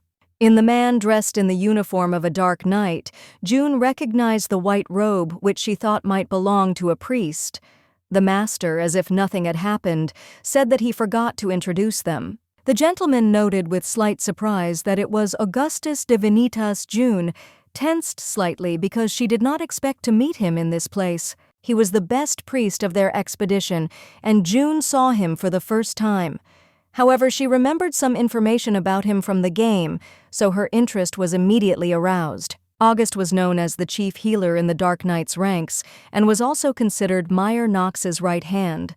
Although he was a battle priest, he essentially only dealt with healing. He was once credited with a strange phrase, "The stronger your muscles, the better you heal." It sounded strange, but no one dared to refute his words. Despite the absurdity of this statement, he had such authority that no one even thought of arguing with him. Everyone simply accepted his wisdom. The gentleman turned to the priest Augustus, and without wasting any time introduced June to him. He said that she would soon become captain and lead their expedition. August nodded, introduced himself, and with a restrained smile remarked that he would not disturb them. He wished them luck in their endeavors before continuing his business. June was completely shocked by his behavior. He left so abruptly that she didn't even have time to say anything. It was so unexpected that she couldn't understand what had happened. Meyer, noticing her surprise, said that August always behaved like that. He added that this man never created unnecessary problems and advised her not to worry about it. The girl flew in for her own reasons, although she didn't really want to. But the situation itself seemed strange to her, and it made her a little wary. She couldn't figure out what exactly was bothering her. She asked how the gentleman had guessed, and he replied that it was written all over her face. This was rather unexpected, and she was slightly surprised by his insight, although she herself had not noticed anything special. But the girl, a little wary, remembered that she was standing with her back to him. To this, the gentleman joked that all the information was written on the back of her head, which caused her slight bewilderment. He noted that perhaps it was only her that did this, or perhaps it was everyone she thought about his words, not knowing how to interpret such a joke. Then the gentleman asked her to stop sulking and asked her why she had come. His voice was calm, but there was a certain curiosity in it, as if he expected something special from her visit. At that moment, the girl realized that she had not come empty-handed, but with the intention of offering something. She remembered her goals again and decided to directly state what was in her heart. She approached the captain with a proposal that she hoped would interest him. It was an important step, and she felt she had to act decisively, not to let the opportunity slip away. The proposal was to update the personnel and improve the training. She believed that these changes could significantly affect their performance and improve the overall result. The gentleman noticed that the captain did not seem to be too pleased to discuss such things. Apparently, he was not delighted with her interference in matters that seemed to be familiar and habitual to him. However, the girl had already decided to start performing her duties, although she had not yet been officially appointed. This fact did not bother her, and she was ready to act immediately. She confidently stated that if there was anything she could do to improve the situation, she would do it without hesitation. The determination in her voice left no doubt about her intentions. Before the official appointment, all her actions might look like interference, but there was little time to think. She understood that every step was important and the moment could not be missed. The girl decided that she needed to tell the Meyer about her intentions. Now at this moment he was looking at her like a lion looks at his prey, which made the situation even more tense. But there was no need to be afraid. She understood that it was necessary to clearly define her positions and give a worthy answer to all possible questions without losing confidence in her abilities. The girl confidently said that the Dark Knight consists of 3 main groups. The first group is currently actively preparing for the battle with the powerful Demon King. Their efforts are focused on strategy and training. The second group serves as a backup for the first. They replace its members when they are temporarily absent, ensuring constant readiness. It is a flexible and important part of the structure. The third group are newcomers who have not yet received sufficient training, but they have the potential to become part of the first 2 groups in the future. Their task is to learn and train. Usually, the high-level dungeons are mastered by the first and second groups, since the third group can barely cope with the easier ones. This creates problems because their potential is not used to the maximum. The girl explained that the third group is no smaller than the first 2. There are too many participants who are not yet ready for serious tests, and this makes the work difficult. The gentleman asked if she was suggesting to reduce the number, but she explained that this was not the problem. It was necessary to cut off those who did not have a strong will and get rid of the weak. Many of those who joined the third group did so merely to profit from the reputation of a successful expedition, without having serious intentions or the necessary fortitude. It may sound cruel, but that was the message the girl wanted to convey. The gentleman did not find her words offensive. He agreed that there was nothing wrong with it, and asked her to sit down. There were times when Fabian's expedition surpassed the Dark Knight in results, and their success did not go unnoticed. They paid great attention to detail and strategy, and it paid off. During that period, they focused exclusively on mastering high-level dungeons, which allowed them to achieve such success.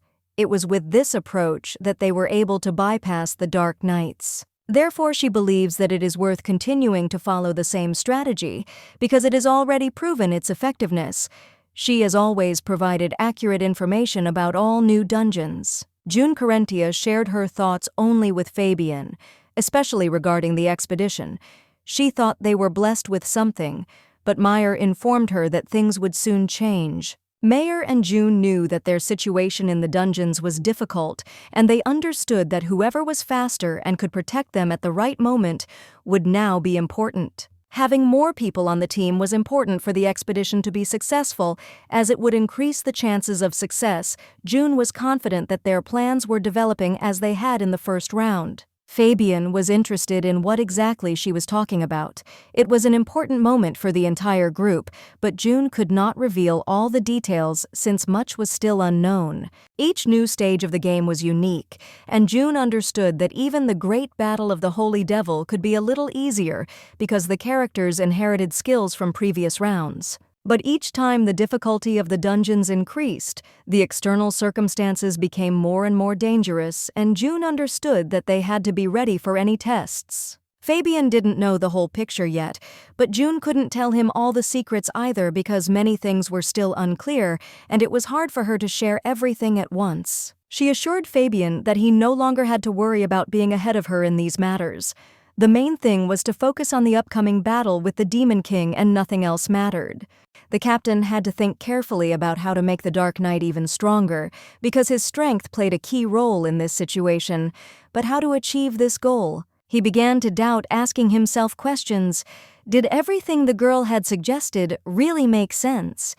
He asked her what exactly she had meant and how it would affect the situation. The girl realized that she was lucky, because he agreed to listen to her. She explained that if you get rid of people who have lost their will, the Dark Knight's power will increase significantly. These people are like rotten tangerines, which if left will spoil everything around them. If you do not get rid of them, it will lead to the destruction of their entire structure and future plans. At the moment, all efforts were focused on closing the dungeons, but when preparations began for the battle with the Demon King, the talents might lose their will due to the influence of these rotten tangerines. That's why the lady believed that even the Dark Knight would need a personnel overhaul to avoid further problems. This is an important step and cannot be postponed. The gentleman objected that it would be quite difficult to separate them. It would take a long time. After all, such changes do not happen quickly. You need to act carefully. However, the Dark Knight did not have much time. If they tried to make changes abruptly, they would face a lot of discontent, which could lead to even more chaos. So the lady had an idea. She suggested finding those among the talents who could be useful to them. Among them were tangerine people who could be useful at the right moment. She spoke about how important it would be to develop unrecognized talent, because that was the only way to strengthen her position, and when she remained captain, that would be the deciding factor. If the chosen candidates take the position at the top of the Dark Knight, she will show everyone her value as a leader and prove that she is capable of handling this responsible position. And only then will her influence and status be strengthened, and it will become clear that she deserves this role, and it was not by chance that she ended up at such a high level, earning respect and trust. The rumors will gradually disappear, and there is no point in turning to Mayor for help. He may not even pay attention to these rumors because his intervention can only worsen the situation. In fact, he may not even be aware of these rumors. He is interested in completely different matters, and for him, such talk does not matter until it begins to threaten serious matters. He most likely doesn't care about public opinion and his personal honor, so he may not even take the rumors seriously, especially since the accusations concern her relationship with such a person. He expressed interest in how exactly she was going to deal with such a challenge, with the task of correcting the situation and increasing her importance in the eyes of others. To which the girl replied that there would be no easy solutions here. All that remains is to act decisively. There is only one way to achieve the desired result in this difficult situation. Back to reality, the gentleman noted that he likes this method. He sees in it the strength and determination that he values in people who are able to do everything possible to achieve a goal. He is confident that much will change once she officially joins their ranks. He expects that her actions and approaches can influence the overall picture and bring about positive changes. He believes in giving her a chance and allows her to try without putting obstacles in her way. This is his way of supporting her, allowing her to act in the direction she chooses. The girl was very grateful for this opportunity, and the gentleman assured her that he would provide her with all the necessary rights so that she could act at her own discretion without unnecessary restrictions. June Carentia could call him along if she needed it, and he was willing to help her.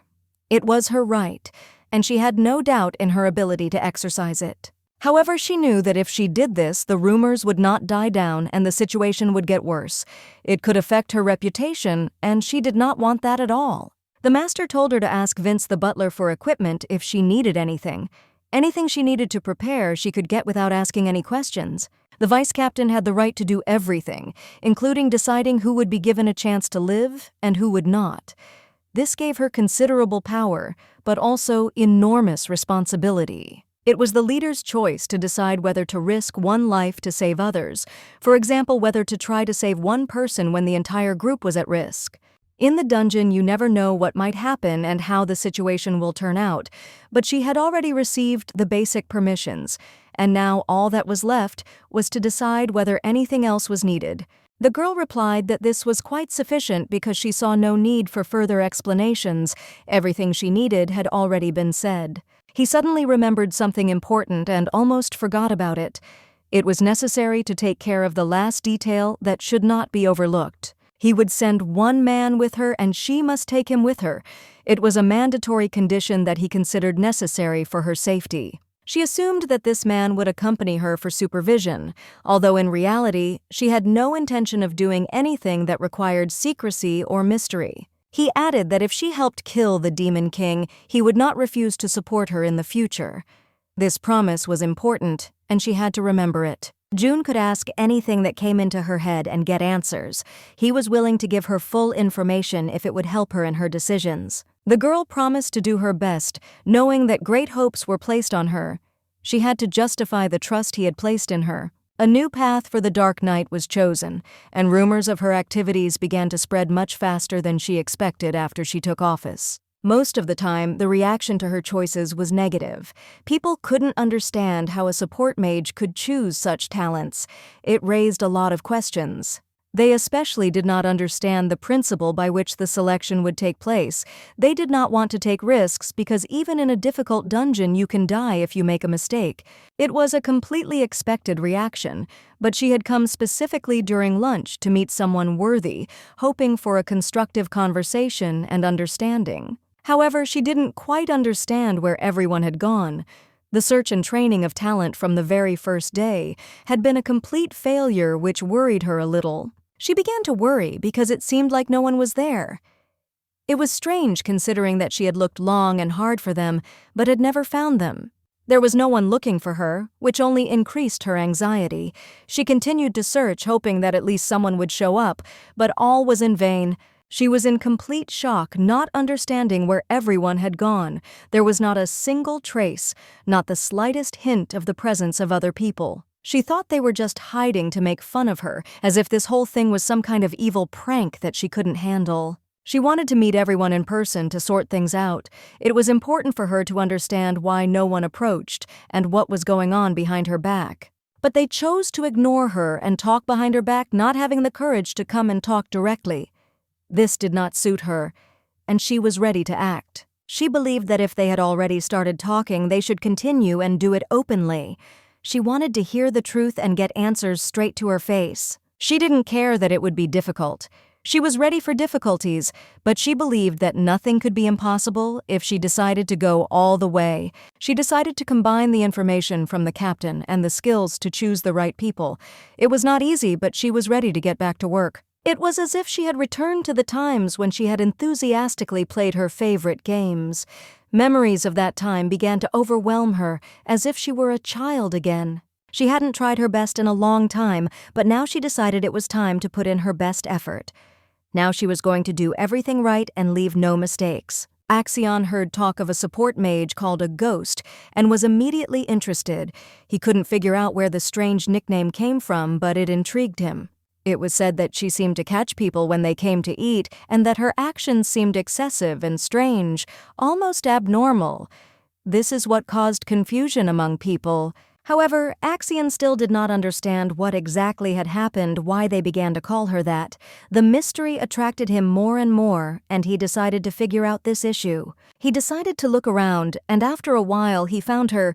June was sitting alone in the corner, and he immediately realized that there was something strange here that caught his attention. He noticed her strange smile and began to suspect that this was the ghost they were talking about.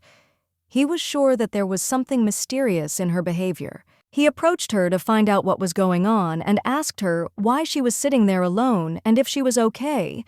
He was worried that she might be unwell. June, a little embarrassed, replied that she had simply been working too much and had not noticed him. She also said that such moments happen when she is absorbed in her work. She smiled and added that sometimes she really is strange, but only when she spends too much time on one task. It's her habit. Axion was surprised, but the girl still remained mysterious. He couldn't understand how she managed to continue training newbies and still remain so cheerful. She explained that sometimes she worries about many things, but she does not let these emotions take over. She tries not to be sad, even if everything is boiling inside. This is her approach to life. Especially when she was entrusted with such important responsibilities, she wondered where to invest her efforts and resources.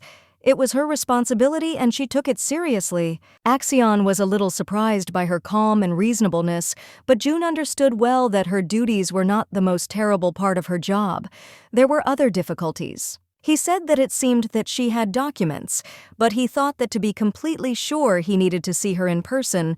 That was the only way to understand her abilities and capabilities. It seems that everyone is avoiding her, but the girl confidently stated that she has a method.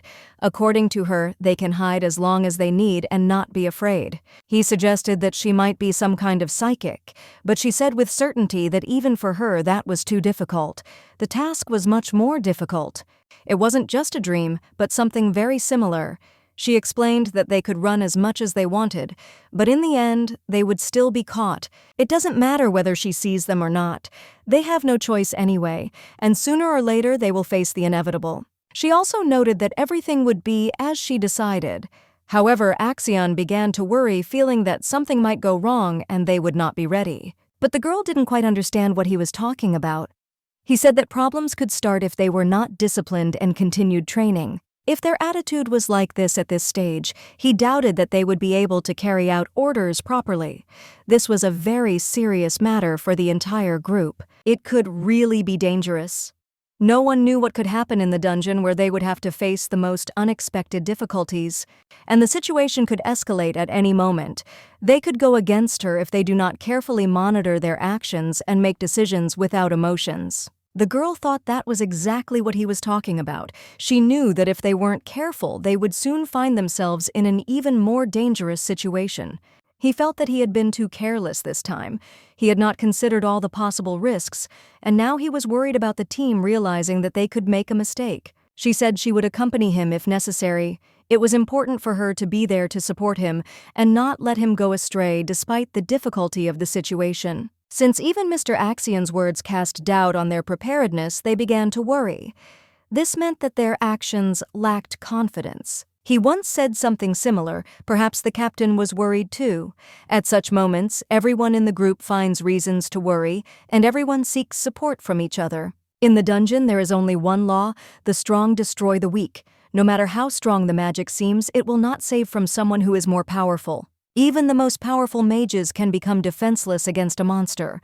Strength often loses its meaning when it comes to a real threat that can tear you apart. It is impossible to escape from there. It is not scary to think about your own fate, but it becomes unbearable to think about what will happen to those who cannot fight. In the dark night, she had probably only been to the dungeon once, but that was no reason to doubt it. At times like these, she definitely felt experienced. Time changed her, but good skills did not appear instantly. To survive and win, experience was needed, which was lacking, and there was little time to accumulate it. Becoming an expedition leader was no easy task. Even with her skills, she still had to prove herself worthy of the role, but she was certainly no novice at this. Yurka noted that she was grateful to Axion for his worries, but everything was fine. She knew that she had her own trump card that could change everything at the right moment. Oksana was a little puzzled and asked what she meant by that. There was genuine interest in his voice, although nothing was said explicitly. The support mage cannot attack, defend, or heal. However, she has one power, and that is holy devotion, which she uses at her own discretion. The magic that saved Fabian's arm was a spell that could save a comrade. It had the power to pull them out of trouble even if it required personal sacrifice. The target of this magic did not have to be just her. It was a power that could transfer pain and wounds to another, and therefore the life of her comrade could become a priority. Transferring wounds to another is a protective magic. With it, she could protect herself from a threat from her own comrades who did not know about her power. If anyone knew about this magic, everyone would stay away, so she decided that this secret had to be kept, otherwise her power could become a burden. She admitted that if she told about it, she would not be able to use her trump card to its full extent. Then this power would lose its effectiveness, and trust in it would also weaken. Axion was upset and asked the girl to tell him what was going on. However, she still replied that it was her personal secret which she did not want to reveal even to him. Hearing this, Axion was a little embarrassed, but the girls still believed that they needed to maintain some distance, not revealing all the secrets to each other. Axion noticed that her self-confidence made him feel calmer, as if she knew what she was doing, and it suddenly gave him a sense of confidence. The girl added that the captain would soon choose someone for the mission, and everything would be fine. However, Axion asked besides the two whether there could be other possibilities. He said that when the decision was made, he would definitely notify her.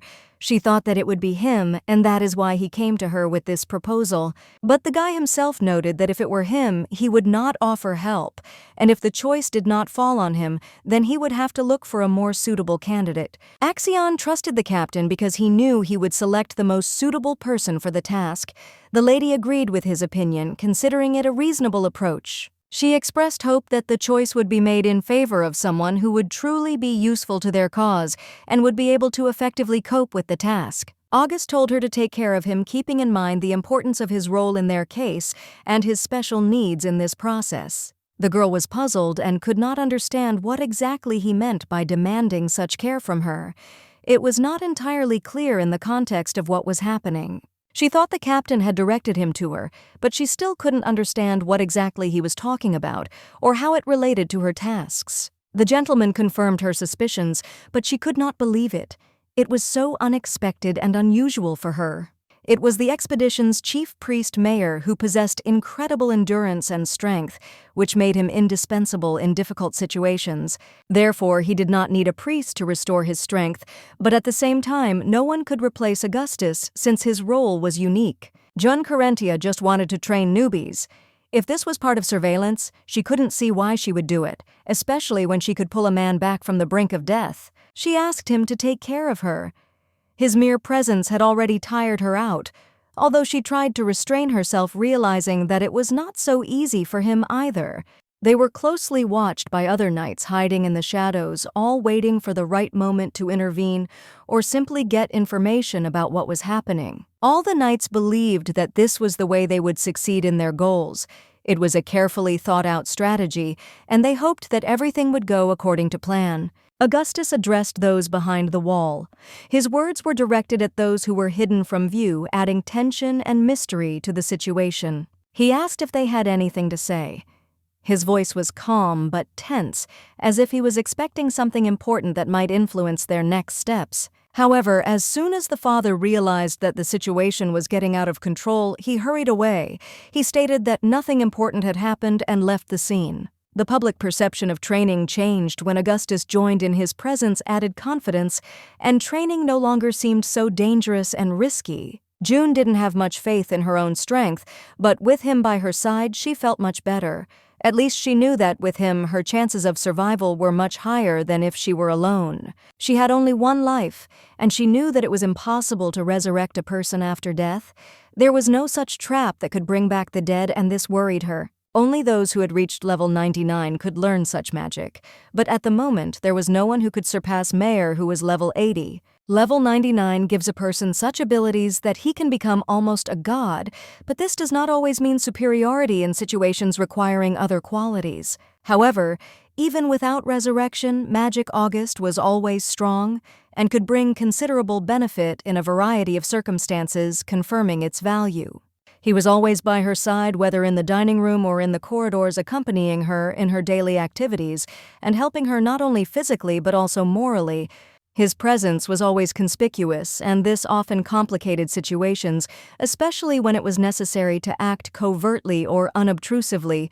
Some points in documents or information had to be checked by oneself, since trusting everything automatically would be extremely unwise. It might be better to become an archer than a swordsman, as they seem to be much more suitable for most tasks than swordsmen. Thanks to August, she had the opportunity to closely monitor what was happening, although he himself could not understand why this process of observation was so important to her. The girl noted that the tangerines they saw were unusually fresh and beautiful, but this is just a metaphor to describe the situation. He couldn't understand what tangerines she was talking about, since she was simply using the image to describe people, not fruits. Once here, she realized that she was meeting many more talented people than she expected, which opened up new horizons and opportunities for her. August, seeing her reaction, thought that she meant that these people were not only strong, but also fresh, full of energy and readiness for new achievements. The girl decided that she would need to check the selected candidates more thoroughly, and it seemed that they had really done a good job today. However, she suddenly learned that one of them had died, and this news stunned her, becoming an unexpected turn of events. She couldn't believe it, especially when the maid told her that he had died in the dungeon and quite recently, leaving everyone in shock. It was a terrible loss, especially when she was told he was only 17 years old, and she couldn't understand how this could happen. The Dark Knight is not just a few squads, but an entire army organized according to all possible standards. It is a powerful force in which each soldier has his own role. The remaining groups are usually engaged in the rapid closing of the dungeon. These teams are distinguished by a high level of training and experienced fighters so as not to overload the newcomers. Since he had become part of the Dark Knight, he shouldn't have died so easily. She had a premonition and asked the maid to deliver a report on the raid. The maid assured that she would bring information soon, and August added that death in the dungeons is not such a rare occurrence, and many perceive it as inevitable. The lady was aware of this, but her expeditions were usually more prepared. They avoided the large losses that were common practice for experienced units. Therefore, the number of deaths here was always lower than in other groups. August was surprised to learn that the lady was so well informed about this. The gentleman noted that this was no secret at all. The entire army knew how carefully they were being prepared and how important it was to be prepared for the dangers of the dungeons, where there was always risk. When the maid brought the report, the mistress carefully read all the data, not missing a single detail, in order to understand what exactly happened during this raid. She soon realized what the problem was. There were some discrepancies that immediately caught her attention and made her question the safety of the group. She told Maria to notify her of any changes in this group. It was important to keep her finger on the pulse of the situation and be prepared for any unexpected event. August noticed that something was clearly bothering the lady. He felt her tension, but he couldn't figure out what exactly was bothering her about this report. The girl tried to calm him down, explaining that this was just an ordinary group with an ordinary percentage of deaths. Everything was as usual, and such cases could be expected. She stressed that even the number of deaths here is lower than in some other groups. However, there was one important moment that changed everything and made her worry. She wasn't interested in just the number of dead, but in how they died. That was more important than any number, because the details revealed the true reasons. Augustus couldn't figure out what exactly was so special about these deaths, so he decided to personally study the place where the events happened to figure it out and see the problem for himself. Now it seemed he was beginning to understand what was going on. If a group encountered problems in preparation, then its members were doomed to die, and this was inevitable. There is nothing surprising in this, however, not the entire squad dies at once, but only one person at a time. This adds strangeness to what is happening, creating even more questions. What is especially alarming is that those who joined later do not notice this. They just look at the overall indicators and do not pay attention to the small details. This looks very suspicious. We must report this to her ladyship, although there is no evidence yet. Everything that is happening seems strange, but we must proceed with caution. If they don't realize the importance of what's behind this, the situation will only get worse. We need to catch every participant to expose what's going on. The leader of the Blue Flame Squad is the spearman Vifera, and there is another strange moment that does not give rest. It is some hidden threat that needs to be found out. It's too early to tell the captain about this, so she decided that they would just observe to gather more information. She didn't want to rush to conclusions. The knights were shocked when they heard the vice-captain's cry. There was a note of alarm in his voice, causing uneasiness among everyone. This was a sign of something wrong. The lady was on the verge of exhaustion. Her patience was almost exhausted. She had made her choice long ago, and this man was now in the blue flame, which created new problems. Sevilla Ventus is the youngest member of the Dark Knight, and her wind magic makes her special, but her age and inexperience could be a problem, although she is clearly not an ordinary newcomer. She pays special attention to this child because he has a gift that others do not have. His wind magic abilities represent an important potential for the party. The attribute Jun used was perfect for archers. If Axion also helped, this combination would truly have a huge destructive power. With the right training, he will be an incredibly useful ally, and his abilities will greatly enhance the team. The reason why she didn't hear his name in the first round was most likely because he died when he first discovered his talent as a mage. Apparently, he fell victim to the Blue Flame Squad's connection, which led to his death. But she won't be able to help him now because the performance ceremony is scheduled only for next week. Now, she is a stranger to everyone, and any attempts to interfere in the affairs of the expedition will be regarded as an abuse of authority. Although perhaps something will happen to Seville in the dungeon this week, and her intervention will become necessary. June remembered the captain's words that if she helped destroy the Demon King, she could ask him for any help. At that moment, she realized that she had no choice and needed to act to achieve her goal. She came to the captain, and he asked why he should care about the fate of Seville Ventus. The lady explained that she had a great magical talent that was worth developing and protecting. Mayer seemed unaware of this and asked if June had realized this through her ability. The girl replied that she was not sure that the group was actually sacrificing this man, but the gentleman noted that her reasoning surprised him. She still hasn't found any evidence, but if they remain in the same composition, it could lead to the loss of a valuable person. She knew it would be impossible to fix, and the gentleman expressed doubt that the cause of death could have been due to insufficient skills. Mayer noted that it was strange that it was precisely those with talent who died, and this worried him greatly. He didn't understand who was behind this and what they should do in such a situation where there was clearly a hidden threat. Mayer abruptly stated that it was too dangerous and did not agree with the proposal, believing that it would be better to send someone else or forget about it altogether. The girl was shocked by his reaction. He himself asked her to report everything, and now he reacted so sharply. He acts like he doesn't care who she is. Whether she's the vice captain or someone else, he doesn't care, and he doesn't show the slightest respect for her status. She is sure that even a 14-year-old child can die in such conditions, but she thinks that it is too cruel to take Sevilla out of the group. It is not an easy decision for her. However, there is no guarantee that even the strongest flame will not affect his condition. Fire can be dangerous for anyone, even the strongest. And the dungeons are always full of hidden dangers. Every move can be fatal. This place does not forgive the slightest mistake or carelessness. She will probably decide to go there without proper preparation because her life is extremely valuable to her. But there is determination in her eyes, and she is ready to take the risk. It seems that she already has a concrete plan of how she will proceed. She is clearly preparing herself to overcome all possible difficulties.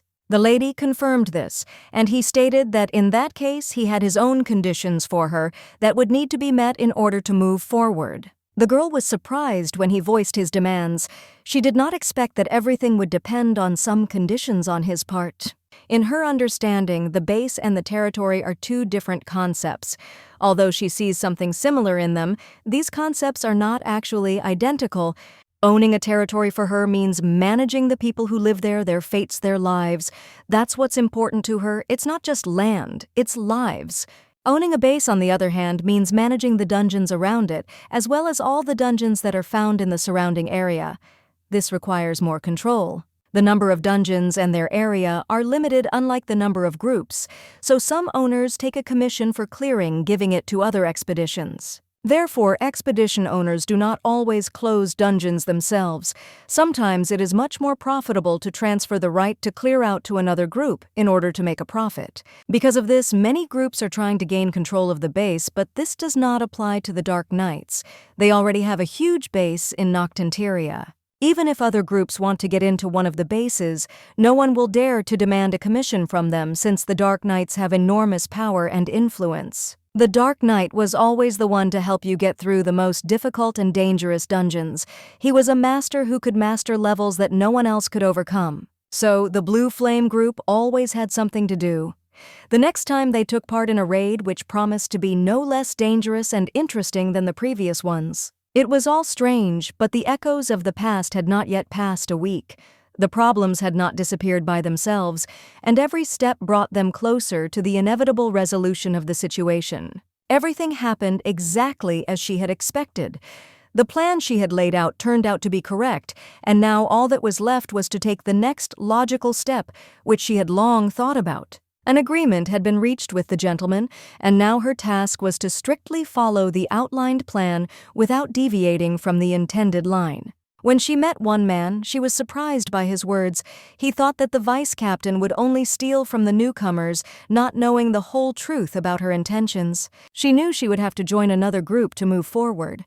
It was inevitable, given the circumstances and her own goals. The man she encountered turned out to be the leader of the Blue Flames, Vifera. According to him, Vifera was a knight in the past, which added to his authority in their eyes. He earned respect among his own people, but he hid this part of his character. He usually did not demonstrate his softness, remaining tough and decisive in his actions. The lady said she had no intention of interfering, but her wish was different. She wanted to gain experience before assuming full rights to the position she sought. The man thought that her ambition might not be the most wise. He thought that 1 or 2 raids would not make her experienced enough for this world. The girl, in turn, confidently answered that the path, no matter how long it is, begins with the very first steps, and this step was important for her, despite the doubts of others. He argued as much as he wanted, but he still understood that she would go her own way, and every step she took brought her closer to success, despite all the obstacles. Vifera couldn't understand why his group had been chosen for protection. They didn't have the resources to guard a support mage, but apparently the others had their own reasons for this choice. Blue Flames attack the dungeon, which is on the low and medium difficulty level. This is a perfect chance for the girl. She will definitely be able to survive in these conditions. But his hostility makes her uneasy. It's as if he can't stand her presence, which leaves a strange feeling of dissatisfaction in the air, as if she were a stranger to him. He is clearly not happy with her being here. His looks are full of hostility, which makes her feel uncomfortable. This aggression becomes a big problem for her. The dungeon isn't really that difficult, and she's perfectly capable of handling it, but his behavior and constant hostility create unnecessary tension in the situation. She noticed that the commander was experienced, and this gave her confidence. He was not a newbie, and there was no need to be too modest in such a matter, especially with such skills. The gentleman asked if the priest Augustus would go with them, but the lady was not really sure. The question seemed strange, as if it hid something important, not quite clear. Vifera in turn expressed doubt. He was not joking when he said that they would not be able to protect her. This underlines the complexity of the situation and its danger for the girl. In the first dungeon, she had Axion, the fire mage, with her. Back then, they could quickly clear all obstacles thanks to his incredible power, but now there is no such advantage. They don't have that ability now, and she knows it's going to be much harder to deal with. Without magical support, the situation is getting worse, which is worrying. Clearing the dungeon and worrying about her safety at the same time will be extremely difficult. Even with a high-level priest, this will be a real problem. The situation is really tense. She might die, and that's part of the risk she has to take. She has to understand that the consequences can be tragic, and the chance of survival is not always high. It's as clear as day, and she can't shake the feeling that this question is being asked only to show that no one is responsible for her death. If so, then she has decided that she will defend herself. There is no need to worry about her because she is confident in her abilities and is ready to take responsibility for her decisions. If she overestimates her strength and dies, then only she will be to blame. It is her choice, her mistake, and she accepts it, understanding that the consequences are inevitable. The gentleman was pleased with her decision and asked if she would take back her words. The girl replied that she was even ready to write it down, showing that her decision was firm. In the dungeon, the man will be in charge of everything, and the girl will be obliged to obey his orders, not having the right to make her own decisions. Everything will depend on his will. The girl, looking into his eyes, declared that she was ready to fulfill the conditions and swore that she would be faithful to the agreement. This was important to her, and he accepted her oath. The man announced that they would set out early the next morning without wasting any time. He had already prepared everything, and there was no time left for delay. She noticed how anger was pouring out of his eyes. It was obvious he was not hiding his mood. It was clear that he was serious, but maybe it's even better. Better than his empty smile, which would hide his real intentions. It's easier to provoke. Moreover, she could play on his aggression. This would speed up the process, and their dark plan would soon be revealed. She just had to act quickly. The man said that they would first have to introduce them to new faces since the team had expanded. He wanted everyone to know each other. He explained that Captain Jun was famous, a precious mage who had become vice captain. Her reputation was important to their goals. That was what the rumors said. And although the rumors are sometimes exaggerated, they had to show that they were trustworthy. They had to try not to let them down and not lose face. His ironic smile was noticeable on his face. He clearly did not hide his attitude to what was happening. This said a lot. He also introduced Seville, who would now replace the archer Yaga, who had died in the previous raid. He was a new member of their group. The boy asked Alain to take care of the necessary point that required attention. This was an important point in their further strategy. The answer was cold, and then the gentleman asked if the killer had any problems, anything that could affect their plans. The girl replied that everything was fine, but he asked again if there was anything wrong with him addressing her informally. He admitted that he always treated all his subordinates like that, but God said that he shouldn't worry. Everything would be fine. He could relax. She understood that sincerity was vital in their situation. To survive in the dungeon, you had to trust and be open about your intentions. He was glad she was quickly understanding the situation. They were all suspicious and prepared for possible exposure, but for now it wasn't their problem. Now he was confident that everything would go smoothly without major obstacles. He believed that their plan would work if they acted decisively. During the mission, the man discussed how this time would be easier than previous times. He felt they were better prepared. Last time, there were many more problems and they made the task much more difficult.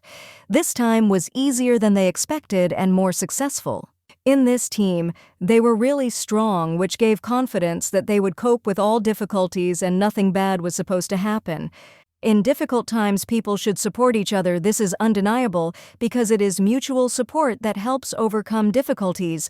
But the girl felt that this group could cope without her participation, so she decided to stay nearby to observe the situation and keep her distance. The man shouted that the support mage should stay away as her presence would only hinder them and not help them as she apparently intended.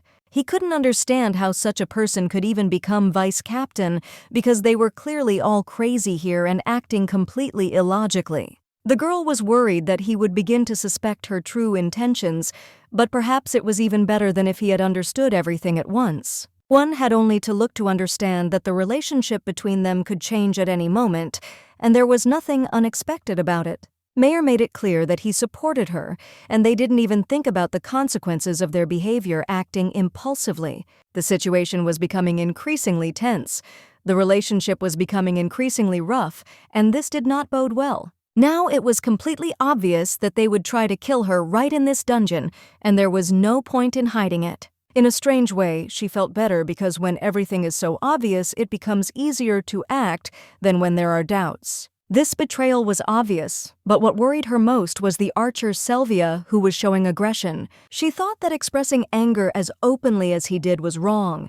It seemed too obvious and dangerous. If this continued, she was sure he would definitely shoot Vifera, and she hoped that he would manage to restrain himself a little. She turned to Sylvia, asking him to calm down a little so that the situation would not get out of control and they could move forward. Wafera shouted at them not to waste time, for every moment was important, and they could not afford to hesitate. The man even pushed the girl in the back, which she perceived as an extreme display of aggression that went beyond all limits. She was convinced that this was too much and such an act could not be left without consequences. He mockingly asked why she was looking at him so intently and what she didn't like about what was happening. The girl replied that the evidence was not yet sufficient, so she needed to wait a little before taking any action. She noticed that Sylvia looked very irritated. His anger was becoming more and more obvious, and this worried her. She didn't understand what was making him so angry because he had never shown such anger before. But she didn't want him to make any hasty decisions because, if he lost his temper, her plan could fall apart. If he couldn't hold back and control his emotions, she knew their whole venture could end right now. So she grabbed his hand and thanked him for supporting her so decisively and not leaving her alone. However, he pulled his hand away, causing her to lose her balance and almost fall, which was an unexpected and painful moment for her. Wafer smiled as he saw her fall, and the boy in turn was stunned by what was happening, not expecting such a turn of events. Wafera couldn't understand how she was so weak that she fell to the ground so easily. It seemed unnatural because she had always been strong. June knew she couldn't afford to get angry at times like these. She had to stay cool so she wouldn't lose control of the situation and hurt herself even more. They continued walking, oblivious to her difficulties. They seemed unaware that anything was wrong with her, and they walked faster and faster, leaving her far behind. The girl couldn't understand why she felt like a failed instrument meant only to suffer. She tried to hold on, but her strength was leaving her. June's gaze fell on the approaching end of the raid, and she felt a sense of relief. Having found herself on the brink of this ordeal, she knew it would soon be over. The vice captain couldn't stand aside either. She had to intervene in what was happening. The moment had come when it was her turn to act. All this time, June hid behind the backs of her comrades, trying not to attract attention, but the moment came when she needed to stop hiding and show herself. The man told her it was time to do something useful. He couldn't stand her standing aside while everyone else was fighting and taking risks. She didn't quite understand what he meant when he spoke of her special role. The words confused her, and she couldn't understand what he was talking about. Then the man said that soon she would understand what and how to do. He was sure that she would realize her importance to the group as soon as she was ready for action. He took up the blade known as retribution. The magic emanating from this weapon was very powerful and brought immediate consequences in combat. Jun stood up, feeling her body become stronger. The attack boost magic had taken effect, and she now felt much more confident than before. She was hurt. Although the pain was intense, it was part of the plan, as the magic supported her and increased her strength, despite the injuries she had received. She realized that the magic the man used was support magic, meaning that her injuries only enhanced her fighting ability, preventing her from falling. The man asked her in surprise if she was surprised by his actions. He thought she should have expected this turn of events, but she didn't seem to be expecting it. June knew that he was actually a support mage, although it was not mentioned in the documents. She understood that hiding it was part of his strategy. Although her information window didn't hide the truth, she knew he hadn't revealed his powers on purpose. He didn't want his ability to affect the perception of his group. The man's gray hair was nothing out of the ordinary. It didn't attract attention because such hair was quite common among mages. It took her a moment to realize what surprised her the most. She thought it was the support magic, but in reality, she was shocked by his ability to hide his actions. She couldn't believe that he was the kind of person who was willing to hide important information from his comrades, and at the same time use them for his own purposes. It all seemed even stranger, especially considering how he could manipulate the group. I wonder what Saint Marianne would say if she knew about this. The man calmly explained that his actions were not the result of malicious intent. He simply believed that magic was an applied science, and sometimes the truth had to be hidden for its effectiveness. He turned to the vice captain, asking if she realized the situation they were in. The situation was critical, and she had to understand that. He assured her that if the target of the spell was damaged, it would become stronger and it would bear fruit. It was part of his plan, which was becoming clearer. Based on what he had already done, his intentions were obvious. Nothing was accidental. Every step he took led to a specific goal that he was striving for. The girl, looking at what was happening, realized that he was probably going to kill her. She sensed danger and immediately realized how the situation was developing. She said that she now understood exactly what they were planning, and it didn't surprise her at all. She was ready to accept what they had to do, but she remained calm. At the same time, she asked him not to take everything that was happening as a personal insult. For her, it was not something personal, but rather an inevitable step. She admitted that their squad was strong enough to carry out the task, but she did not understand why they were sent to make sacrifices. They could have done it without unnecessary losses. The man replied that no one had said that the entire squad would participate in the battle. He meant that the decision should be made by those who were ready to sacrifice themselves. He added that in this case, experience points would be distributed among all participants. This allowed everyone to contribute to the victory, albeit in different ways. The girl was completely shocked to hear that in the Great Battle of Holy Dialogue, the experience for winning is given, depending on the contribution of each participant. This was a new approach for her. Vifera would hardly be able to defeat him alone, but if he sacrificed someone, he would gain a power-up and be able to take all the experience points for himself, leaving the rest behind. She was shocked to realize that he was willing to kill people for the sake of experience. It was unimaginable to her, and she couldn't understand how he could do such a thing. He said that she was dumber than he thought and could not see things from a broader perspective. He intended to use her to grow his power to defeat the Demon King. He added that in order to defeat the Demon King, it was necessary to sacrifice the minority for the majority, and that was how the world worked. It was a cruel but necessary decision. The girl wondered how many people he had buried following such stupid motives.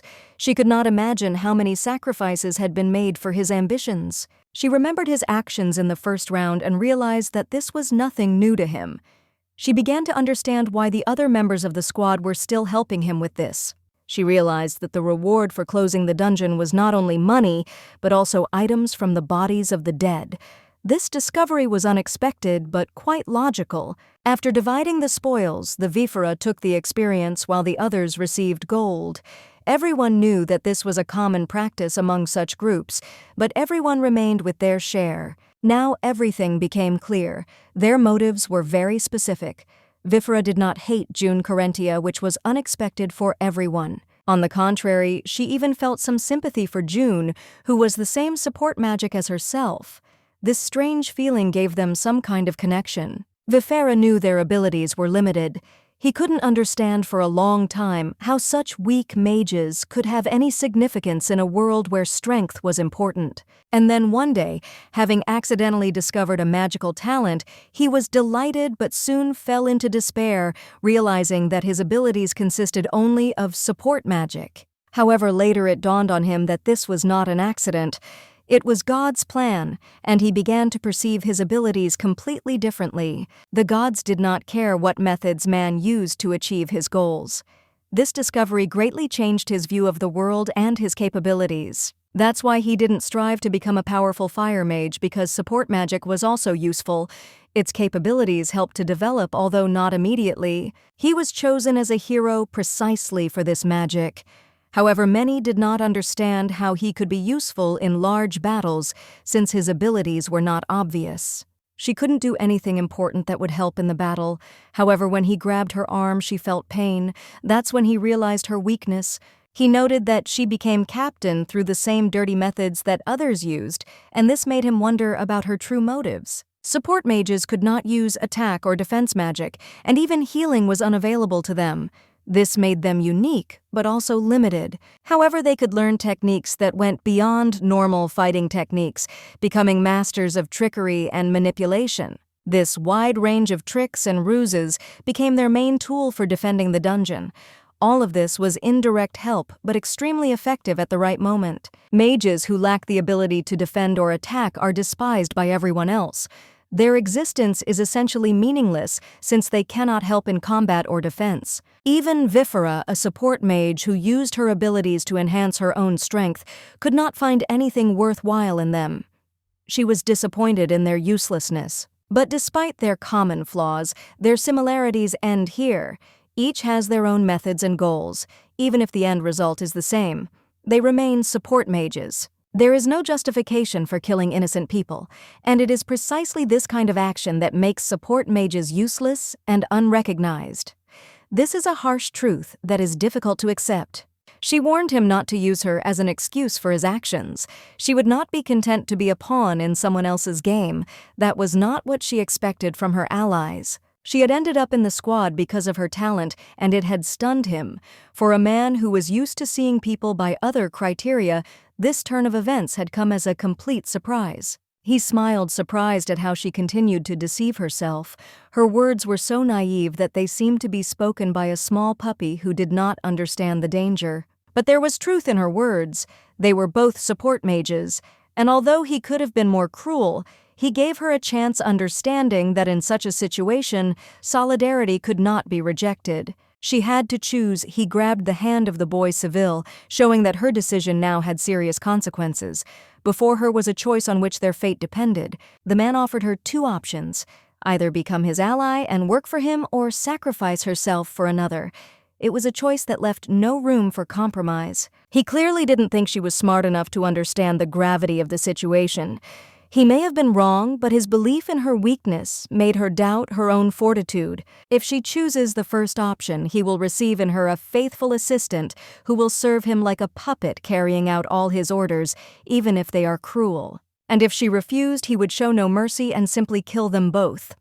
In his eyes, she was just a pawn, and he was ready to destroy her as well as anyone else who stood in his way. She couldn't understand where he got such a high opinion of his powers and trust in the situation.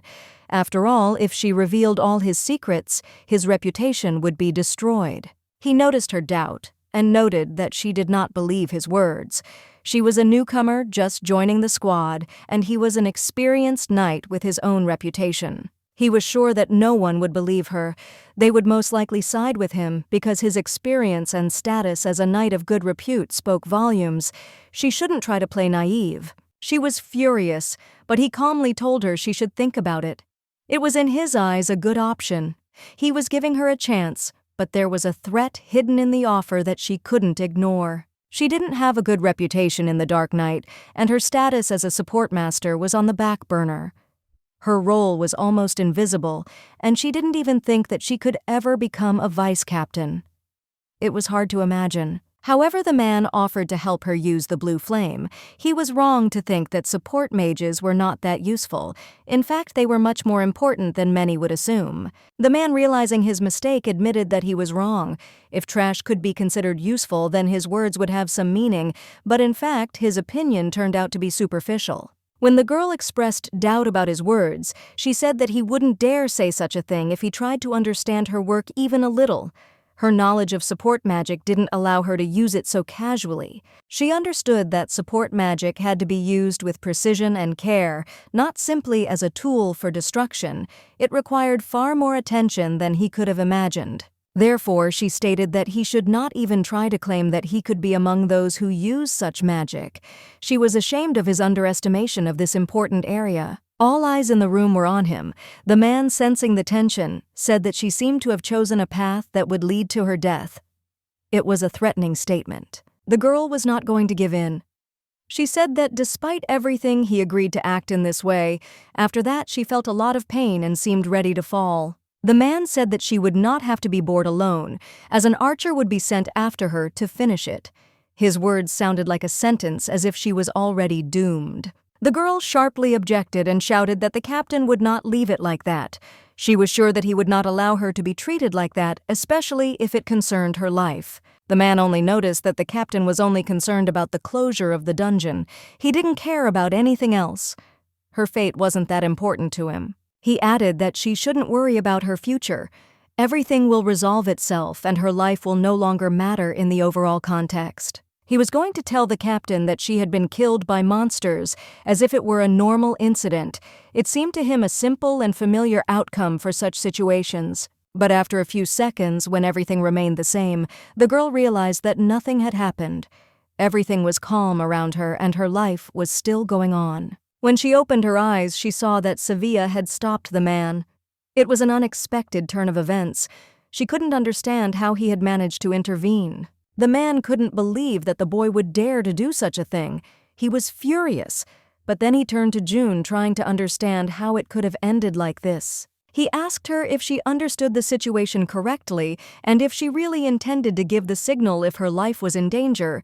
It all seemed completely ridiculous. In an instant, Sevilla had transformed into mayor. It was an unexpected transformation that made the situation even more complicated. The girl, feeling embarrassed, admitted that she needed more evidence. She was at a loss, not knowing how best to act in such a situation. A few days ago, in Mayor's office, the captain proposed an unexpected solution that left the girl dumbfounded. She couldn't believe that such a thing was possible. He told her not to argue and to prepare herself for dangerous trials. Augustus, a priest, was limited in his powers in relation to people. They decided that they had to go into the dungeon together. It was the only logical decision if they wanted to survive and get through all the threats. The captain was constantly busy trying to close the dungeon, which was the reason for her shock. She did not expect such a turn of events. Now the girl didn't know who would protect whom. Everything was becoming confusing, and her thoughts were jumbled. Who would actually be in more danger? Judging by his determined look, the captain was not going to change his mind. She felt that with his support, she would definitely be safer in this dangerous place. She said that the captain could do whatever he wanted, and although her words sounded calm inside, she was full of doubt and anxiety. Weaver was completely confused. He didn't understand what was going on and why the captain was here. The situation was extremely confusing for him. The captain's assistants were equally confused. They did not know what to do, and in their heads only thoughts were spinning about what had happened to the young man. They all couldn't believe their eyes because what was happening was not at all what they expected. It was beyond their understanding. She used transformation magic on the captain to make him take on the appearance of Seville. This was a necessary condition for the mission to be successful. To use such magic, the consent of the person was required, and the captain agreed without hesitation. He showed no signs of resistance and easily joined the group. There was a problem, however. The captain turned out to be a terrible actor. Their good fortune was that there was little information about his character. Attentive people might have noticed some discrepancies, but this time luck was on their side and no one suspected anything. Transformations of this kind were rare and difficult to learn. It was a difficult but necessary step to achieve the goal. Every mage they met along the way should have noticed her magical support, but thanks to June's plan, everything was brought to life without any unnecessary complications. Thanks to June's professionalism, who took on the role of the transformed form, they were able to outwit the Vifera. This was a decisive advantage. The captain said he had enough information about the man's crimes. He was going to use this information to achieve his goal. The man felt pain from the captain grabbing him. It was an unexpected and unpleasant development for him. The girl was in complete shock when she saw the captain's handprint on the man's body. This made her wonder what would happen next. It would have been best not to argue with Meyer at all, because his determination was unassailable. Every step he took was carefully thought out. The captain turned to the Viper and said that if he wanted to say something, he should do it now. The time for thinking was over. Weaver couldn't understand why things had turned out this way. The situation seemed too unexpected and he didn't know what to do next. He shouted for everyone to grab this girl. He was ready to do everything to strengthen his master and defeat Meyer. His cries became louder and louder. He ordered her to be killed, believing that this way he could strengthen his master and win this battle. He was sure that this was the only way he could defeat Meyer. He hoped that the boost would be enough to win, but this was far from reality. June, not believing her ears, began to think that this was all just a joke. However, her intuition told her that it was not true. He wanted to kill her to strengthen his powers and fight Meyer, but even with such a power boost, his chances were extremely small. Even with a doubled attack, he was still weak, much weaker than Meyer, and could not deal with him on equal terms. His plan was doomed to fail. The captain smiled. He knew how strong Meyer was, and he couldn't help but feel confident. Nothing that happened surprised him. Viper screamed, trying to stop everyone. He was in a panic, realizing that they could all die if they did not make the right decision. He shouted again that Meyer was also a human and that the vice captain had to be killed. She was just a support mage. She could be eliminated. He found himself in a state of agony, realizing that his life was coming to an end. The captain, in turn, said that he had nothing more to listen to. The girl approached him with a knife and noticed that he said that if he killed her, he would defeat Meyer. It sounded like a threat. He shouted at her, accusing her of bringing the captain. He was furious, thinking that she was now pretending to be ignorant. He promised to take her with him to the next world. It was the last thing he could say before the situation got out of control. The girl calmly replied that if all this was true, then she had been waiting for it for a long time. She was ready to deprive him of his last hope, doing everything to make him lose all faith. She asked him if he thought he could kill her, and then she asked him to look at her closely to see if there was more hidden in her eyes than he might think. Mayer was completely stunned by what was happening, and there was confusion in his voice as he began calling out to the girl, hoping that she would calm the situation down. He said this with alarm because he was sure that she had clearly gone crazy, and there was something incredibly strange in her behavior that he could not understand. However, the girl replied that she was completely fine in her right mind, and then Mayer asked her to show her hand to make sure that the wound she was talking about really existed. He looked at her hands, not seeing any traces of wounds.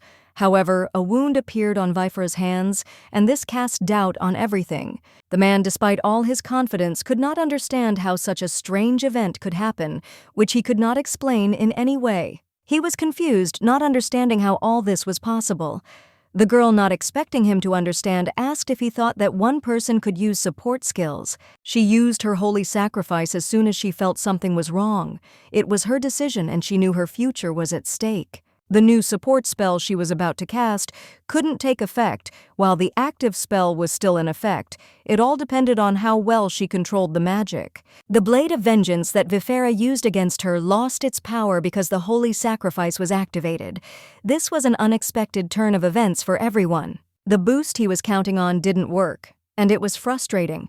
He didn't know how to fix the situation when things weren't going according to plan. Mayer yelled at her, accusing her of doing everything wrong, but the girl, without losing her cool, noted that he was a support mage and should have understood this. She repeated his words sarcastically, which only made him even more angry, and he started yelling again, not knowing how to deal with it. Mayer turned to June and told her sternly not to try to cut herself again. He was concerned and didn't want her to do anything that would lead to more danger. The girl noted with a grin that she did not have such a hobby as self-destruction, and she was not going to repeat it, but the captain still expressed doubt and said that he needed to rethink his opinion of her. The girl, showing no fear, replied that she could say the same about him. Then the gentleman added that she was much more rational than he had expected, although in reality she was still stupid. The girl calmly explained that her decision was the most rational one possible, but Mayer could not accept that cutting himself with a knife could be a reasonable choice. He was against such an approach. She couldn't object to him because her actions really were a small revenge against Vifera, who had interfered so much with her work. June Carentia was furious that one of the team members intended to further tarnish the already dubious reputation of support mages. She was very irritated and literally wanted to remove him from this role. The situation required an immediate solution. However, the captain noticed that they could not continue in the same spirit and had reached a dead end. It was necessary to decide what to do next. Suddenly, a man approached them, saying that his subordinates had only carried out the orders of their commander. That was all he could explain. He claimed that they could not help but listen to the command in the dungeon, and now in a panic he begged for mercy, not knowing what would happen next.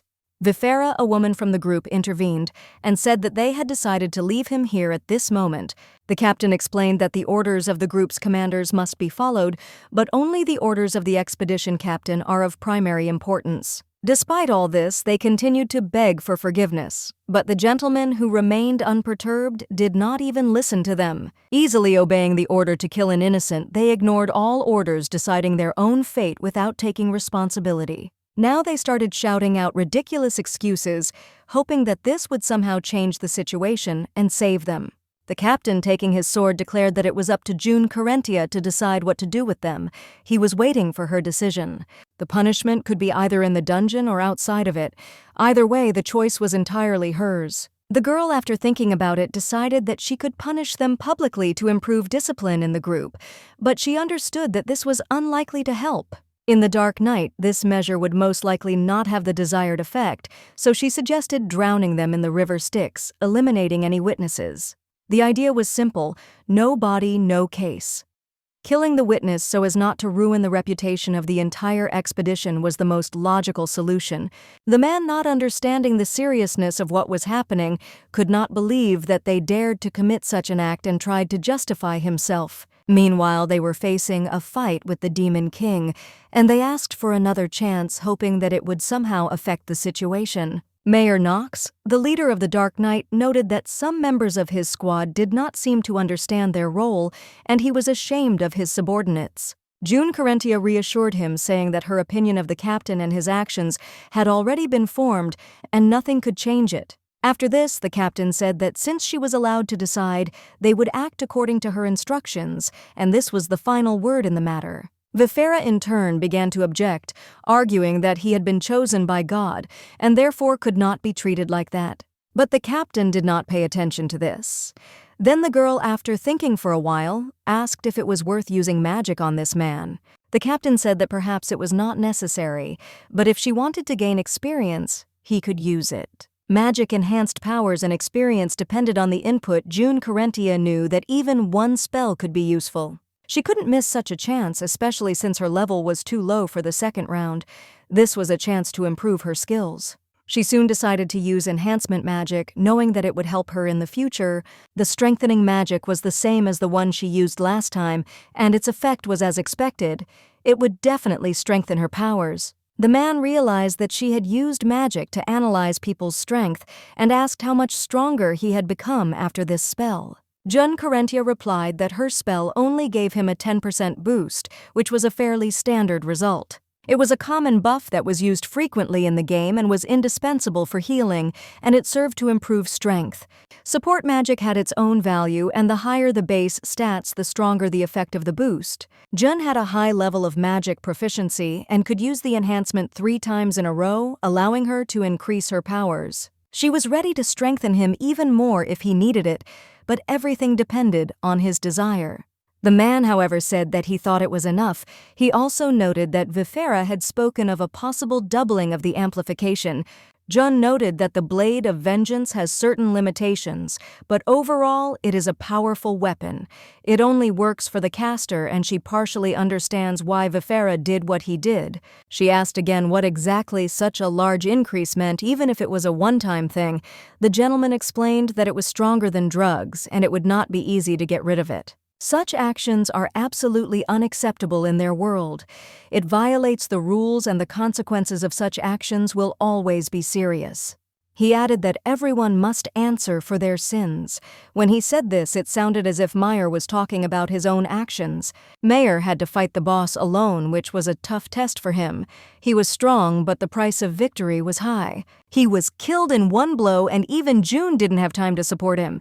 It was too fast, and she barely had time to understand what had happened. The power was astounding. June could hardly help but think that Meyer might have sold his soul to the devil for such power. When they came out, Augustus noticed their presence.